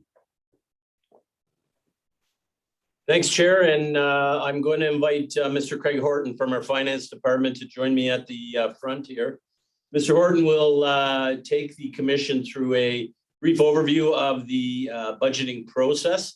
And I know that was a request from you, Chair, for our new members, so we'll do that quickly. And then you should have our information report for first quarter reporting submitted. And Mr. Horton or myself will be available to take any questions. And having said that, I'll turn it over to Mr. Horton. Thank you, Chief. My name is Craig Horton. I'm the Financial Coordinator for Halifax Regional Police. And I'm going to provide you with a brief overview of the budget process that we go through each year. So next slide, please. So just starting with the governing legislation, Section 8 of Municipal Bylaw P100, respecting the Board of Police Commissioners, for the Halifax municipality under the authority of the Police Act identifies the following. So the board, in accordance with the Police Act and HRM bylaws, may carry out any of the following roles and responsibilities, including prepare and submit in consultation with the chief of police and the chief administrative officer or delegate to council an annual budget for the municipal police service. And it goes on just to say the municipal council shall only exercise global budget approval and shall only accept the police service budget submitted to it by the board or refer back to the board with instructions that it be altered upward or downward by a specific dollar amount or percentage. So that's the legislation piece of it. Next slide, please. So in mid-October, HRM Finance, identifies an initial operating budget target for not just HRP, but for each business unit, factoring in things such as the previous year's annual budget amount, and then taking into consideration global factors, inflationary costs, or efficiencies or whatnot that have been identified throughout all business units. Can also include changes for individual business units. Examples, council approved increases or any efficiencies or whatnot that is specific to police.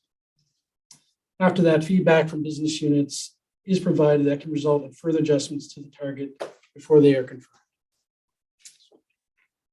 So then in late November, the chief of police will prepare and present a proposed operating budget to the Board of Police Commissioners for consideration that highlights changes to the annual operating budget in three areas: estimated budget pressures, for example, collective agreement increases, service contract increases, facility or maintenance costs increases, just for examples. The next area would be service enhancements. So if there was any new programs requiring new funding for positions, equipment, or whatnot. And then the third area is what can we do to decrease the overall net budget? Is there any additional revenue or cost recovery increases, cost savings, efficiencies, transfers, or, and I apologize, the last word there, it's contributions from reserves, not reservice. Next slide, please. So in December, early January, so between December and early January, the Board of Police Commissioners will review the proposed budget, materials with opportunities for discussion, questions, directives, etc., to the Chief of Police or his designates. At that point, the Board of Police Commissioners will ultimately approve a budget recommendation to be sent to the Halifax Regional Council for their consideration in late February. So that's the budget, basically the rough timeline for the budget preparation process. Then throughout the fiscal year, the Chief of Police or his designates will provide quarterly financial reporting to the Board of Police Commissioners on the current year's budget, identifying factors such as the actual budget spent to date, forecasting actual budget expected to be spent by the end of the fiscal year, and specific details, which was a request from the board, specific details on their own budget, which is included in the HRP budget. Next slide, please.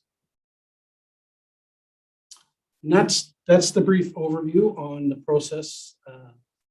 Happy to take any questions. And you also, as the chief mentioned, have our first quarter financial report, and we'll be happy to take questions on that as well. Thank you. What I'll ask is, before we go to questions, if we can do the presentation from the Rcmp, just so we can see that, and then we can have all the questions that once the commissioners don't mind.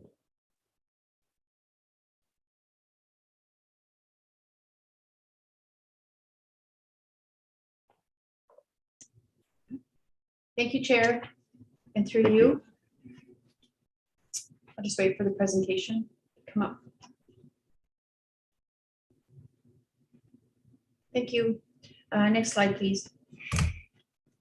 And for the new commissioners, some of the, and again, apologize to our other commissioners, some of this will be repetition. However, we police both services, both suburban and rural areas, of course, the HRM. They're provided under the PPSA, the Provincial Police Service Agreement, which the province of Nova Scotia has entered in with public safety.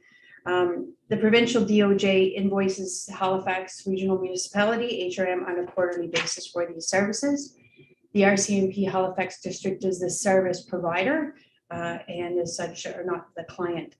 The province retains a 70-30 cost share agreement with Public Safety Canada. So this agreement includes HRM, which benefits from the considerable savings under the PPSA, as opposed to the 90-10% split, which jurisdictions with the population of HRM would generally fall under.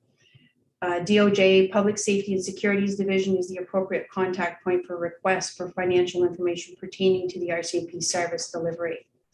Next slide, please. RCMP Division, or RCMP Nova Scotia, we receive the budget letter from the province of Nova Scotia after April of each year. And then once our division finance receives the letter, they advise me of the funding that I have for my discretionary spending. Can't stress enough the importance of the conversations between the HRM and the Department of Justice, and suggestion to the chair, which we have requested or suggested prior, is that a special meeting be established between DOJ and council with questions from the commissioners, if you have some, which I know you will, sent to the CAO to present those to DOJ, so they're answered privately as opposed to publicly, because they will not present publicly. Next slide, please.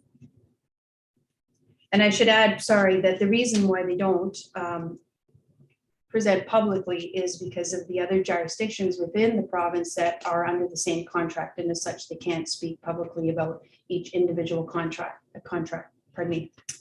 Under the PPSA contract with the DOJ, the overall cost of RCMP policing in the HRM is approximately $29 million. Salary and other fixed costs associated to our district are managed by H Division's finance, so we're supported through the provincial finance section. And some examples of those fixed costs. So this is an all-in model. And again, to our new commissioners, some people say it's very complex, whereas others say it's quite an easy model to understand. Some of these fixed costs include training, all of our mandatory training, all of our ongoing training and specialized training is funded through the all-in cost. Vehicle purchases, buildings, that includes our detachments, our houses, our trade, as well as our training facility. I have direct control over approximately $3.8 million of discretionary spending, and that includes wartime, fuel, equipment, kit and clothing, etc. Generally speaking, when it comes to the fixed costs, this allows, this is a benefit to the HRM in that we do not come to the board nor council for further funding requests when it comes to training, building, or vehicles. And for example, when we developed and created the ACE course in Nova Scotia, that was provided across the province without further funding requests. Next slide, please. Again, this is self-explanatory. As of October 7th, currently within my budget, I'm just slightly under budget. And if there's questions or concerns in regards to what these categories mean, I'm happy to answer those questions. That's just a general overview when it comes to that. Next slide, please. Pardon me. HRM funds 183 regular members and 1 civilian member. And within that all-in cost, it also includes 33.5 public service employees, plus 15 provincially funded RCMP positions, as well as our specialized resources that support the HRM. This is all included in the overall funding model. HRM total cost per officer is 70%. And of course, Public Safety Canada picks up 30% after that. Some examples again of our all-in cost includes research pertaining to the body-worn cameras. All the research is at the national level, the external stakeholder engagements, the pilot projects, etc. Specialized resources include additional traffic enforcement, motor vehicle accident investigation analysts, underwater recovery, our emergency response, bomb text, blood stain pattern analysts, etc., as well as all of our national and divisional training, including the research and the development into the courses is part of all the all-in costs. Next slide, please. and I'm available for answer any questions you might have. Thank you very much.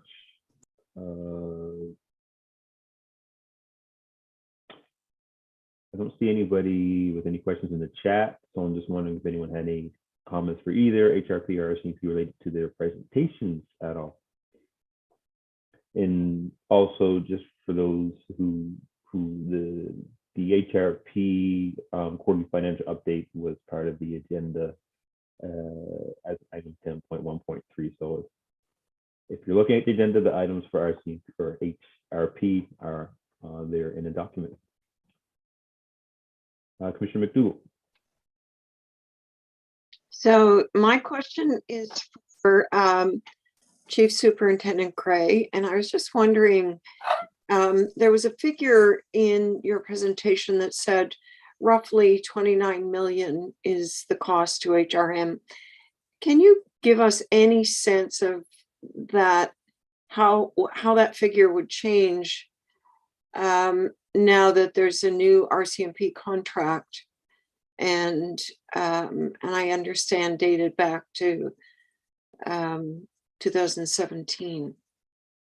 So I'm just curious to know if you have any sense of the additional amount. Thank you, Commissioner McDougall, and through you, Chair. Again, Commissioner McDougall, there is an understanding that any questions regarding that 29 million has to go through the Department of Justice. And I say that again to support the other jurisdictions that are in the same contract. So I'm not privy to, I'm not even allowed to answer questions specific to the overall budget. Okay, thank you.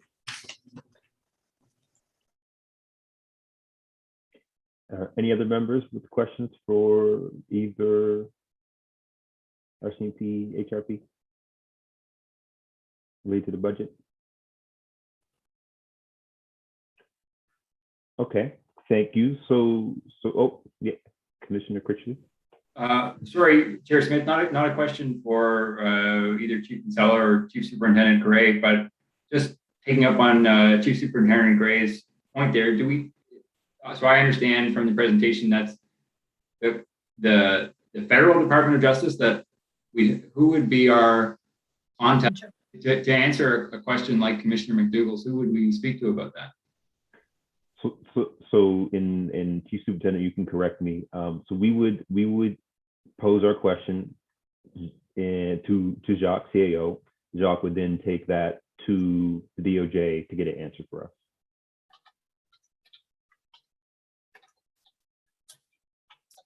And I see, okay, Chief Superintendent shaking her head. So yeah, that's and just to follow up on that piece too, we will be probably finding out in council's budget season what, and maybe even when we start getting into the budget season, of what the impacts have been related to the contract negotiations. But that is something that I know Jacques is already asking questions and will be presenting to council when it comes.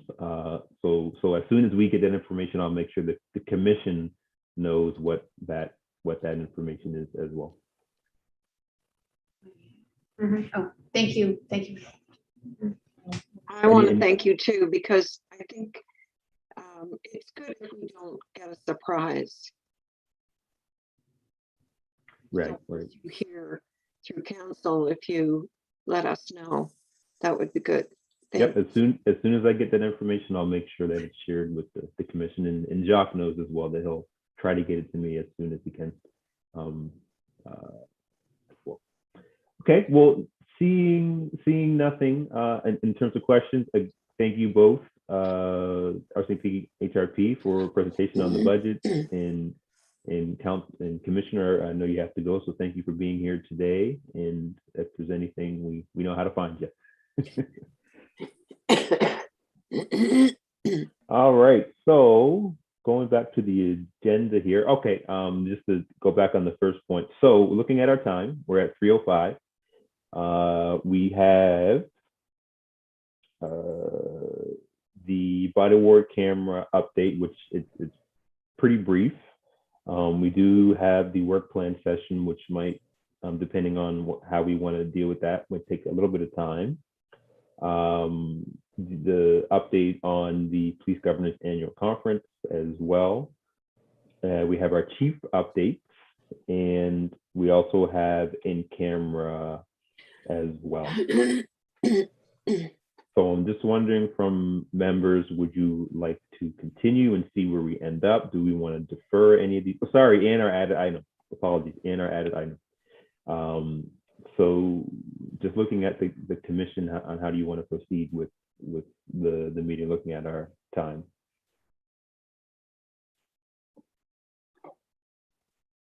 Mr. Chair? Yeah. Hi, Mr. Chair. I have actually a conflicting meeting that I mean I do have to leave at 3:30 for another engagement. So unfortunately, it's a hard stop at 3 for me, or 3:30 rather for me. In quorum is 4 members. That is correct. Right. So, okay, we still have quorum. So, okay, great. Thank you for that information. All right. Commissioner Critchley. And sorry, with that said, I'm going to say bye-bye. I just wanted to thank you very much for your time. All right, look forward to seeing you all. Thank you. Thanks so much, Mr. Chair. I would just, on one point, the work plan, I wonder whether we might defer or make some decisions over email, right? So, for example, the booking of a date, I could see as something that could occur over email. And if we were to decide on that today with, Commissioner Thomas and Commissioner Akinduju not present, then it might not work out.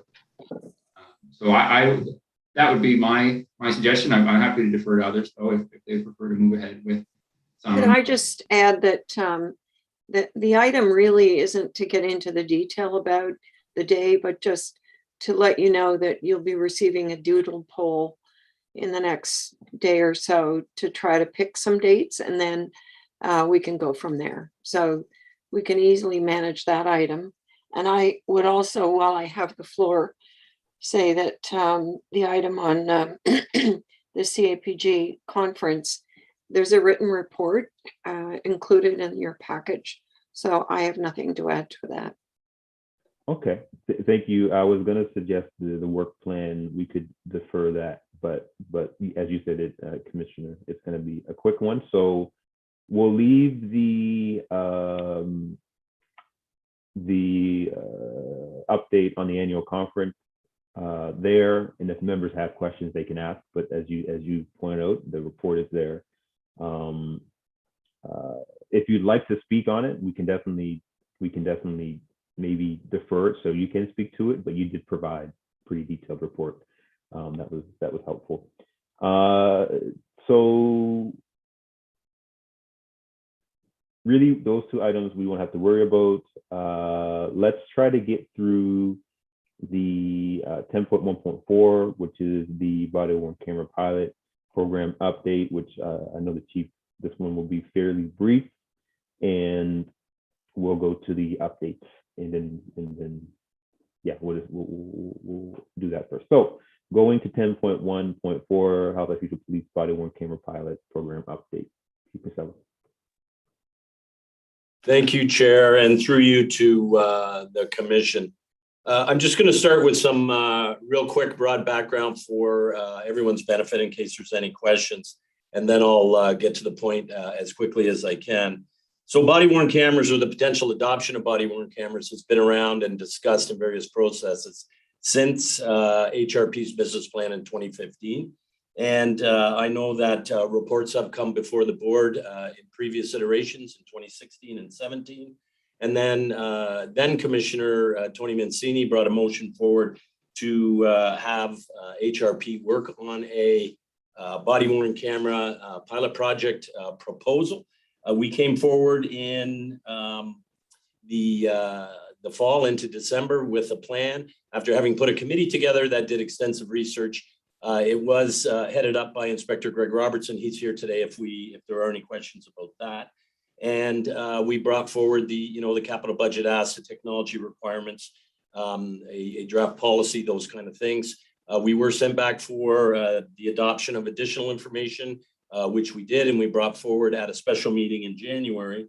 And then also part of that discussion with staff here and with others involved in the decision-making process, we determined that it would be beneficial to have a dedicated resource in the form of a body-worn video coordinator to help us do some of the extra work around research, around policy, privacy, and community impact.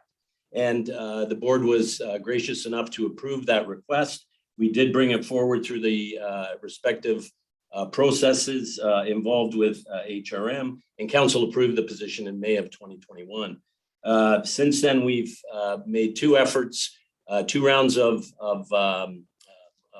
information and recruitment.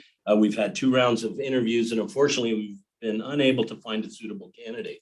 Now, having said that, I do believe that the technology is becoming an increasingly deployed tool for policing. And I would say that anything with the potential to provide more accountability as a police service is definitely a good thing. And we are the largest service in Atlantic Canada, municipal police service. And others in Nova Scotia will be adopting the technology, have adopted it already, or will be adopting it in the near future. And recognizing that the board is looking for more information, and I'm cognizant of that, I'm supportive of that. I think we just need to have a quick discussion as to is there another way that would be acceptable to the board for us to try to attain that information. There is a fair bit of work involved, particularly with the study of community impact, for the research that I'm sure board members are interested in, and the policy piece, the privacy piece. So that's kind of where we are, unsuccessful at recruitment for the position. And I would be looking for the board on any input on how they see us moving forward in regards to gathering the information. Thank you, Chief. Are there any questions, suggestions, any clarification folks might need before they provide any input? And also, the option could be we got this information from the chief. We can also relay it through email once you've had more time to think about it, if that is better for you. But yeah, so is there anything commissioners have questions about now?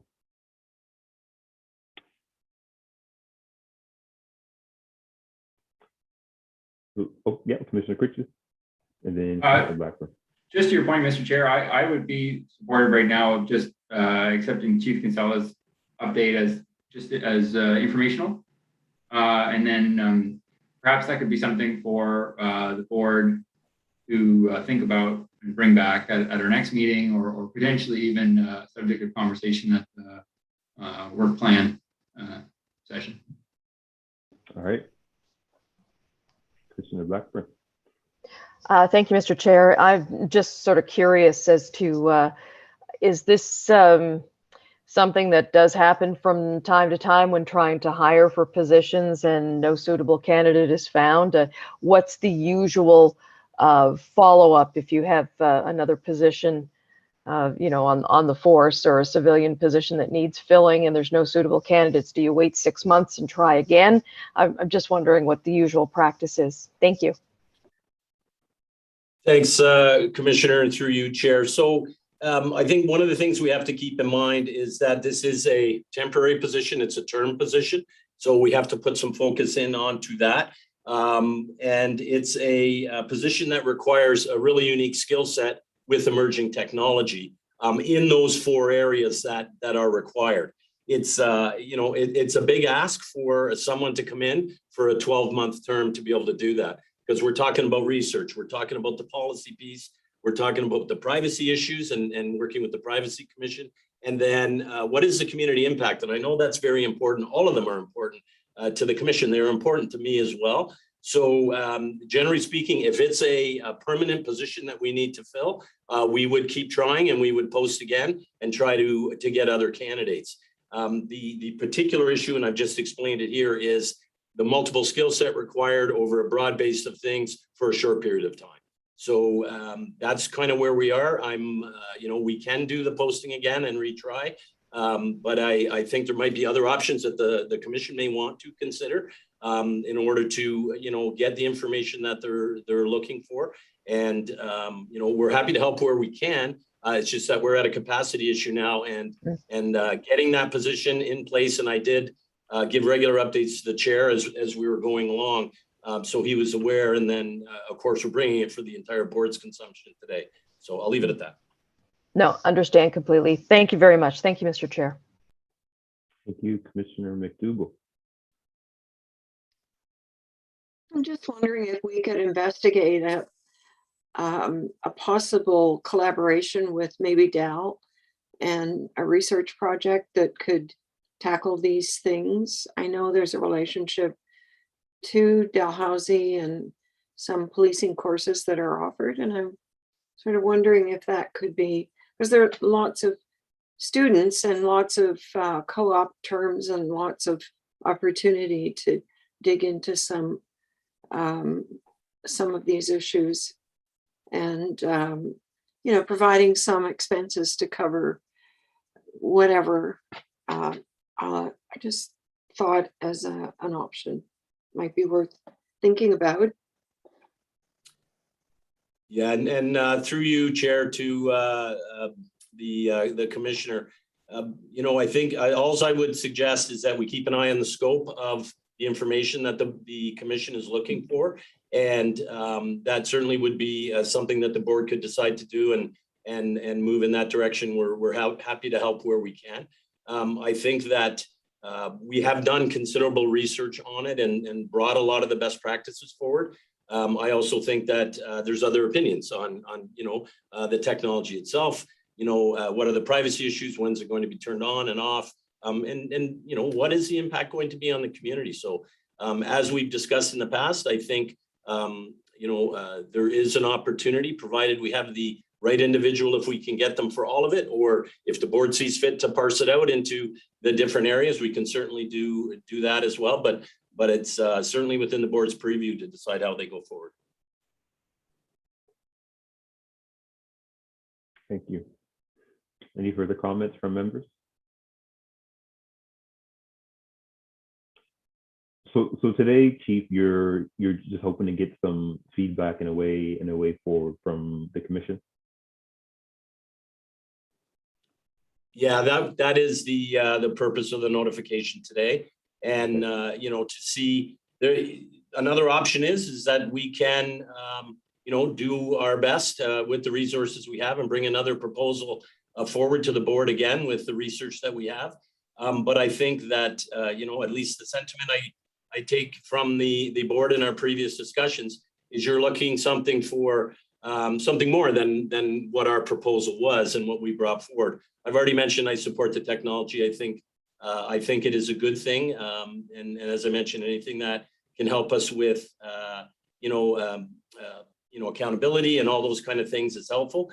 But I also agree with your point. You want to have all the information you can and get that information in the way that is palatable to you to receive it, whether that be through independent research done at DAL, independent information obtained from the privacy commissioner, or something around the community impact piece. Is there another way that we'd like to measure community impact? So I'm open to any suggestions and willing to work to move it forward. Okay, thank you, Commissioner Critchie. I would say, just that it would be an option to echo the Chief's point around, breaking given that the different skill sets and knowledge bases required, that position could be broken down and perhaps farmed out to consultants to perform different parts of it. But I wouldn't want to be taken as endorsing that position today. I haven't had enough time to think about it. That's why I initially said that my hope, I understand that the chief is requesting direction, and I understand the challenges associated, the capacity that they have internally, and I know how challenging it is to conduct a hire. So to have to do it twice, and I really feel for you. That's quite frustrating. But I would request that we take this information and think seriously about the next steps going forward. I don't think it's something that we should decide on lightly or without considering all the possibilities, especially in light of the fact that, I'm not going to take any positions on adequacy of research to date. That preceded my time on the board. But I think that it's important that if in the end we do decide to move ahead with a body camera program, either on a pilot basis or not, it's a significant expense. It's obviously much less of an expense now than it was several years ago, but it's still in the millions of dollars. And I think that's something that we have to take very, very seriously and consider very, very carefully. So I would just suggest that as a commission that we give ourselves time before providing direction in terms of how to move forward with this. Thank you. So what I'll suggest is, Chief, if you could give us a very high level, I guess it can be whatever it has to be, a memo, email, whatever it might be, just what you're asked today and the information you provided, and then we can as a commission share some thoughts similar to what Commissioner Chrisley mentioned to you. Absolutely. I can prepare that, Chair. I'll send it to you and you can disseminate as you see fit. I will try to do it as soon as possible based on budget cycle is upon us, capital, right, and then operating will be coming shortly behind that. So I will get it to you as soon as I can. All right, great. And then we'll as a commission, we'll get back to you with some ideas and thoughts. Thank you. Okay, so thank you, commissioners, for that. So we already talked a little bit about the work plan. We got to plan we got to plan a date, and we'll work out the details of what will be on the work plan session. I'm not sure if Commissioner Dubé, you want to talk more about that, but we've got to pick a date and work out the details.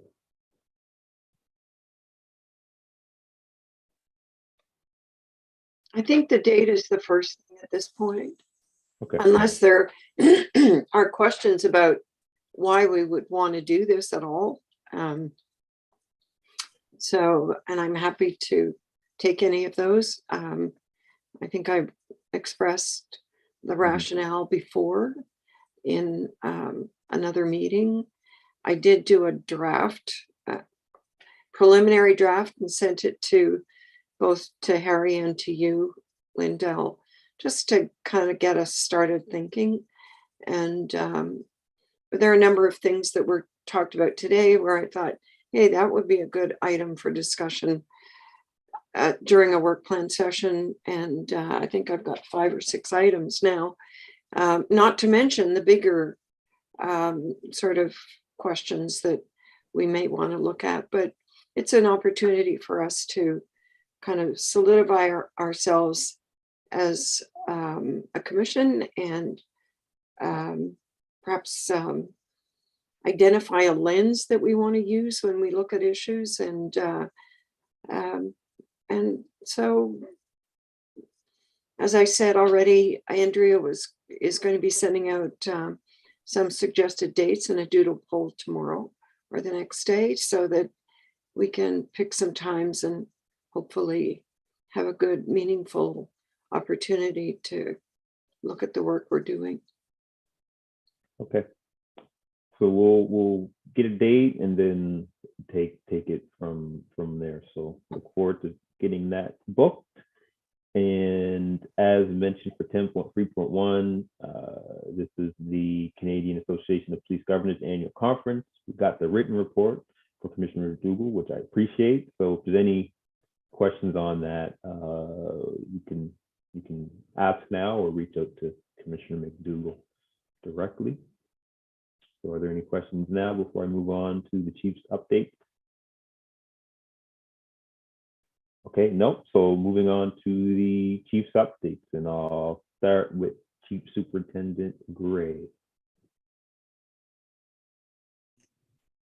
Thank you, Chair. And through you, I'll keep it very brief today. Again, I know you mentioned the Peace Officer Memorial Parade and wanted to thank our members and their family for attending, but also to publicly thank Chief Kinsella for leading us yesterday. We're continuing with our community counselor and commissioner outreach and our ride-alongs and our 2 headquarter tours. So far, it's been fairly positive. I think some really unique experiences are being had. November 2nd and 16th are the tour dates. So if the commissioners haven't had opportunity to reach out yet to let us know if they want to attend or participate in a ride-along, there's still obviously lots of opportunity. Over the Thanksgiving weekend, we had what was called Operation Impact. So just some interesting statistics for that. So those were road safety initiatives. We had 854 direct driver operator contacts, 116 different charges, as well as 27 checkpoints over the long weekend. And our September impaired statistics were up to 29 impaired driving charges. Just a quick brief on our body-worn camera update. So our stakeholder engagement phase is now ongoing. And today we actually had a major presentation provincially to our collective Indigenous chiefs. And nationally, we've been informed that the asset provider will be identified within the near future. And that's my update.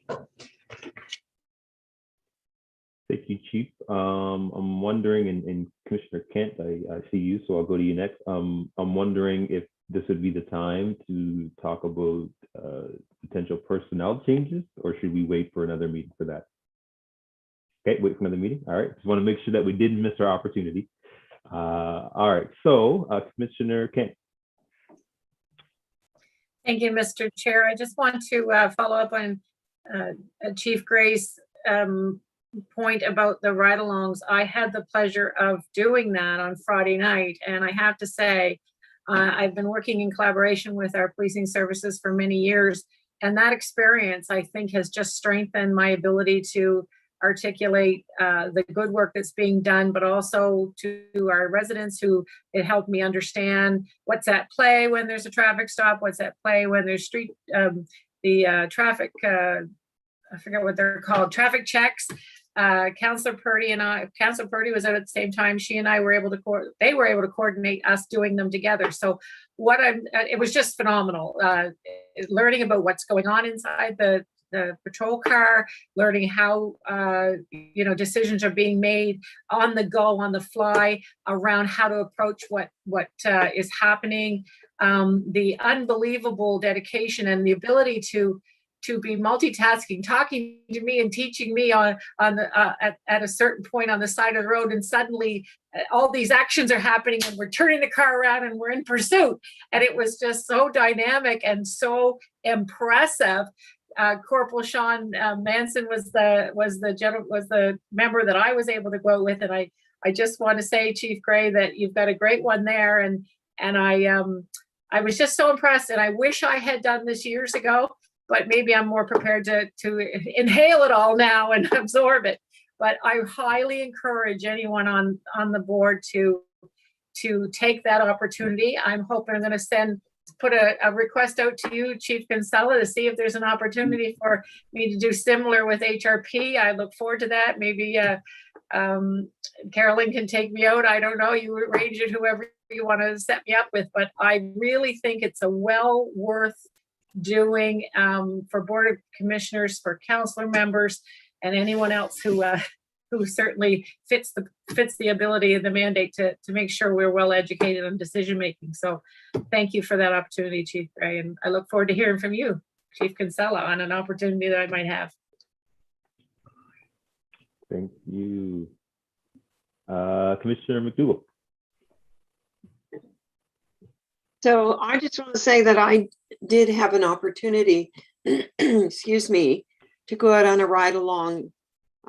It feels like yesterday, but it's a couple of years ago with HRP. And everything you've said, Becky, is exactly what happened. All that sort of energy, the teaching, the, last minute, very quick decisions, really inspiring, and not only teaching to me, but to the other officers that the sergeant was dealing with.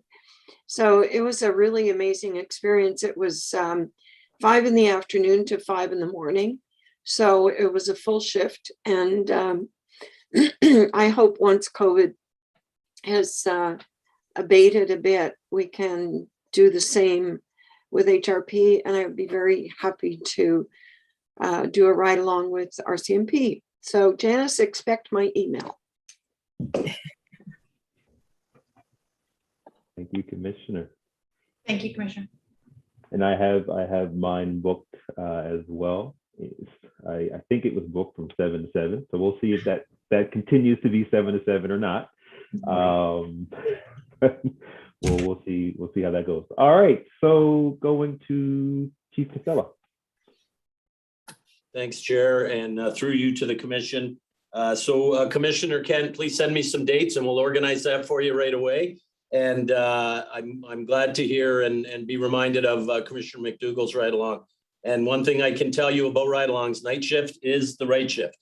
So you will learn and you will enjoy. So if anybody on the Commission is interested, please send me some dates. I'll expect to hear from you soon, Commissioner Kent, and we can go from there. Just very quickly, I know it's been covered by the Chair and by Chief Superintendent Gray. Was my great honor to participate in the memorial yesterday, and even greater feeling to see everyone that had turned out. So thank you for everyone's participation, and we do ourselves and our fallen very proud. So thank you for that. Just in regards to some updates around employee recognition, on September 27th, I had the privilege of seeing one of our own, Constable Hannah Burridge, be presented with the Sacrifice Medal in recognition of her service in Afghanistan as a military police officer in 2010. This is a tremendous honor, and we're very grateful for her past service and for serving our community currently. We also had 2 promotions and 1 retirement this month. Superintendent Colleen Kelly has retired after 32 years of serving our community as a police officer. She has been a role model and a trailblazer who served and led in many aspects of policing over her 32 years. She will be greatly missed, and we wish her all the best in her future. With Superintendent Kelly's retirement, we had announced 2 promotions. One was Staff Sergeant Ron Legier being promoted to the rank of Inspector, and the second was Sergeant Ross Burt being promoted to the rank of Staff Sergeant. As far as traffic goes, October's road safety theme is intersection safety. This month, we highlighted important safety tips to help citizens navigate their way through intersections and make it a safer space for all communities. Also in the month of September, HRP issued 374 summary offense tickets for motor vehicle violations, including 34 for speeding, 83 for no insurance, and 23 for distracted driving. I'd also like to highlight incidents related to impaired driving. We're very committed to this, as the community has been, and it's important awareness for the board, I believe. We charged 25 drivers with impaired driving offenses in the month of September, and last month there were 54 calls for service to report suspected impaired driving. 29 investigations came out of those 54 calls, and the bulk of them came from either observations or citizens calling in to let us know that they were observing a suspected impaired driving. And as always, we encourage citizens to call 911 if they ever see a dangerous driver or suspect a driver is impaired while operating their vehicle. And as far as community updates, we celebrated the first National Day for Truth and Reconciliation with many others. And to show our support, sworn HRP members who were working on the day were permitted to wear an orange ribbon or an orange t-shirt underneath their uniforms to show their support. And I participated last month in the giving of blood to support the Sirens for Life campaign. We have a friendly competition with the Rcmp, emergency service, members of the fire service, and we are all coming together to support that cause. And last month, we also had the convoy with HRP traffic members and Special Olympics Nova Scotia.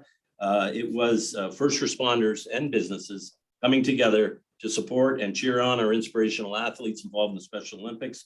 It was a great day with amazing energy and community spirit, and we also raised a lot of money for the cause. So it was wonderful to be able to participate, and that's my update, subject to any questions.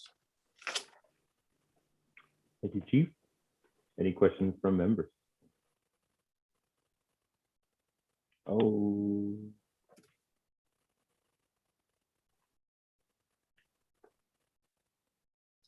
Mr. Chair, I have a, I don't know if it's a motion or if it's just a request in relation to the presentations just now.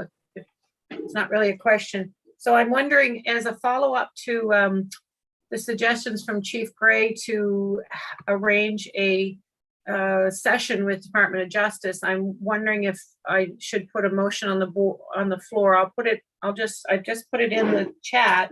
I don't know if we need it to be a motion.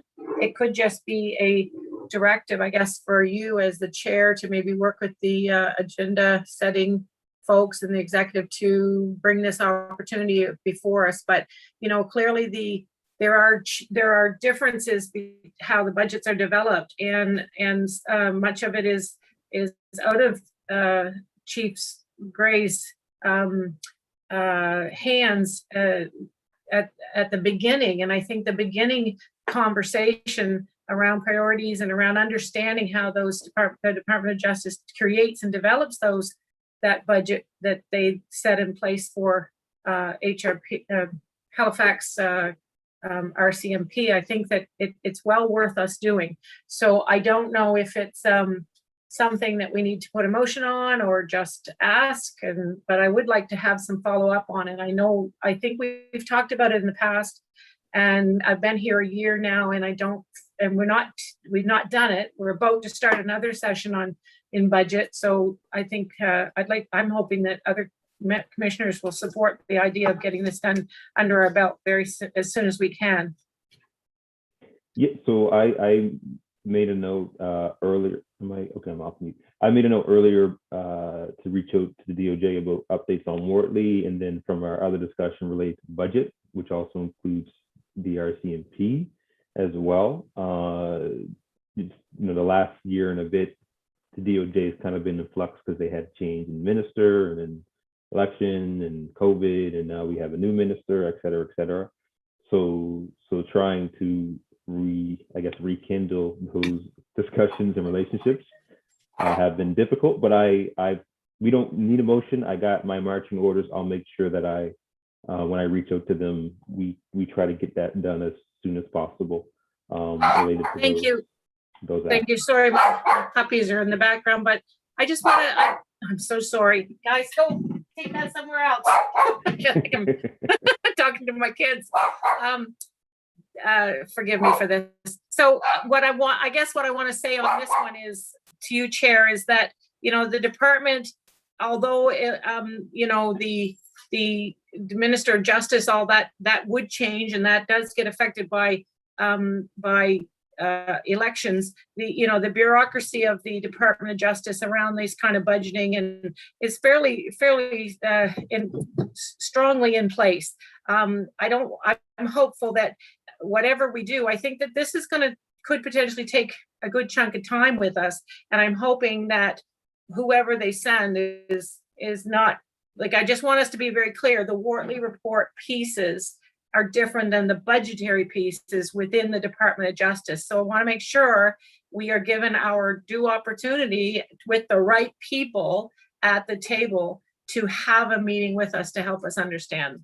I just don't want the two. We have many priorities, I think, here, which we will, as a new commission, we've got some new members. We need to flesh those out and help us articulate to the province. But this one's a really important piece. We got a lot of things coming forward in the future around some of the reviews that have been approved within the municipal council. I think this board really needs to understand how the Department of Justice makes those decisions.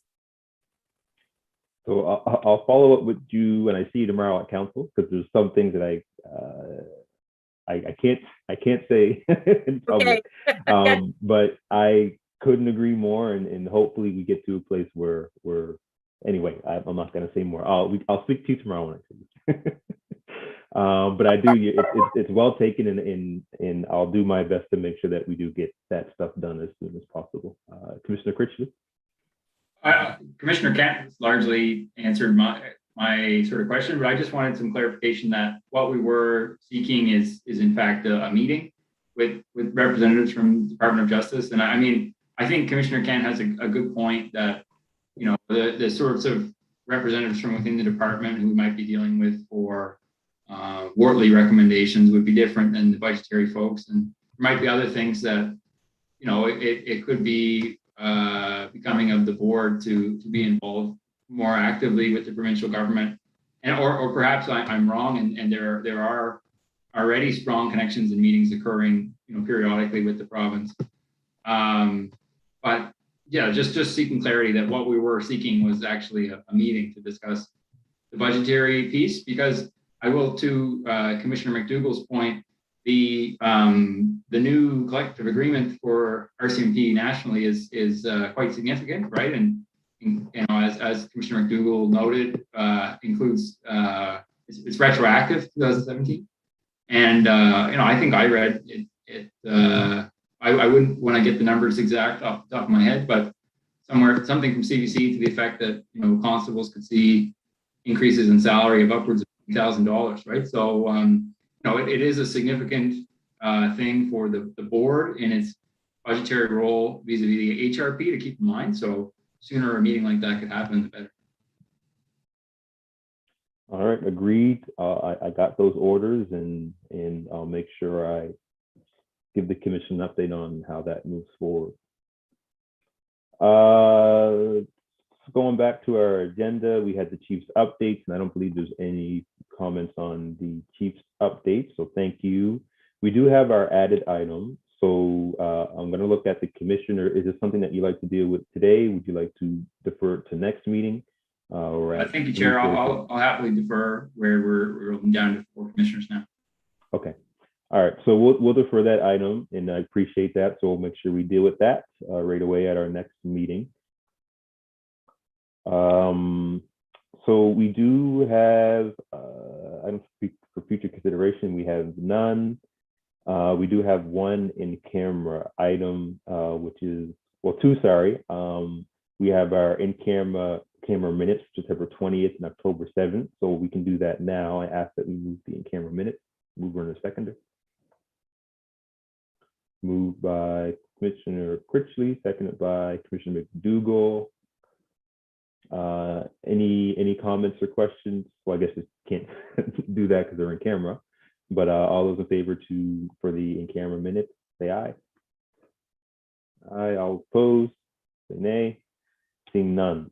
So we will go in camera for this item, and we'll come back to adjournment. So a motion to go in camera 13.2. This is personnel conduct matter.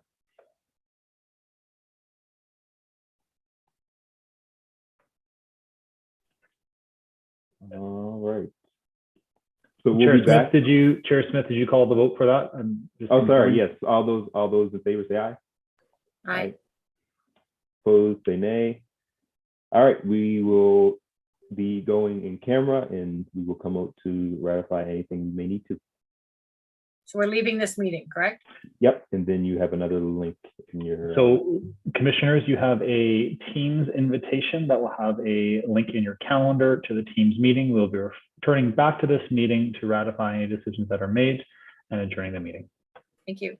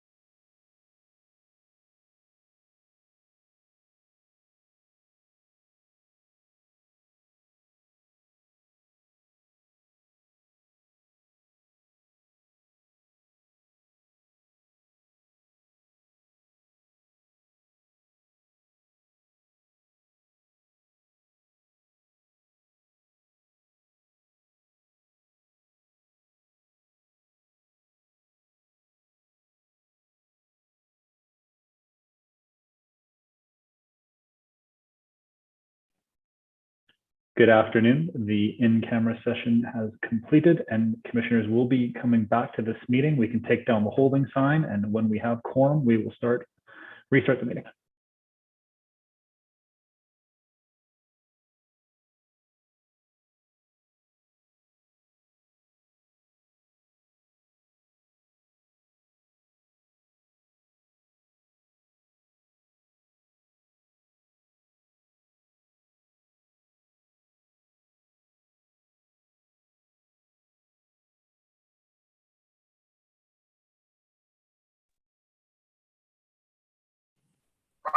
Lindell, I'll put that motion on the floor.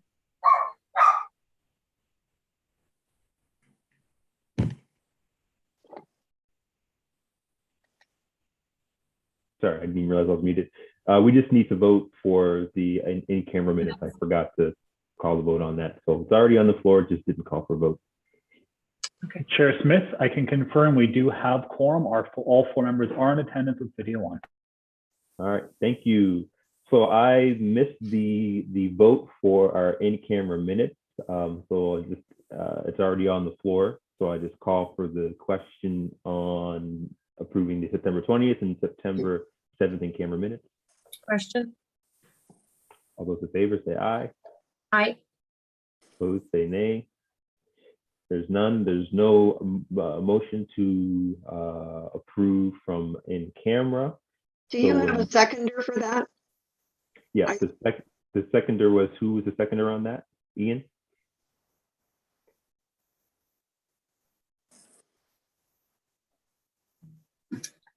My apologies. I believe I have Commissioner Critchley for the in-camera minutes with a seconder from Commissioner Kent. Thank you. Thank you. All right, so again, no in-camera motion to approve. Notice of motion, do we have any notices of motion from members? No, thank you. And that's as a reminder, I will circulate the notice of motion sheet to members so they have it if they do have notice of motion. So I'll make sure I do that, or the clerks want to do that. Doesn't matter, but all members don't have that, so we want to make sure they have that form. Their next meeting is November 15th, 2021, and this will, fingers crossed, be in person. Today was supposed to be, but we have council tomorrow, which will be our first meeting, and we wanted to get all the kinks out before we brought in this meeting, before we met with council. So our next meeting will be in person at City Hall, and again, we'll make sure all the information is out there for members of the public and commission members as well.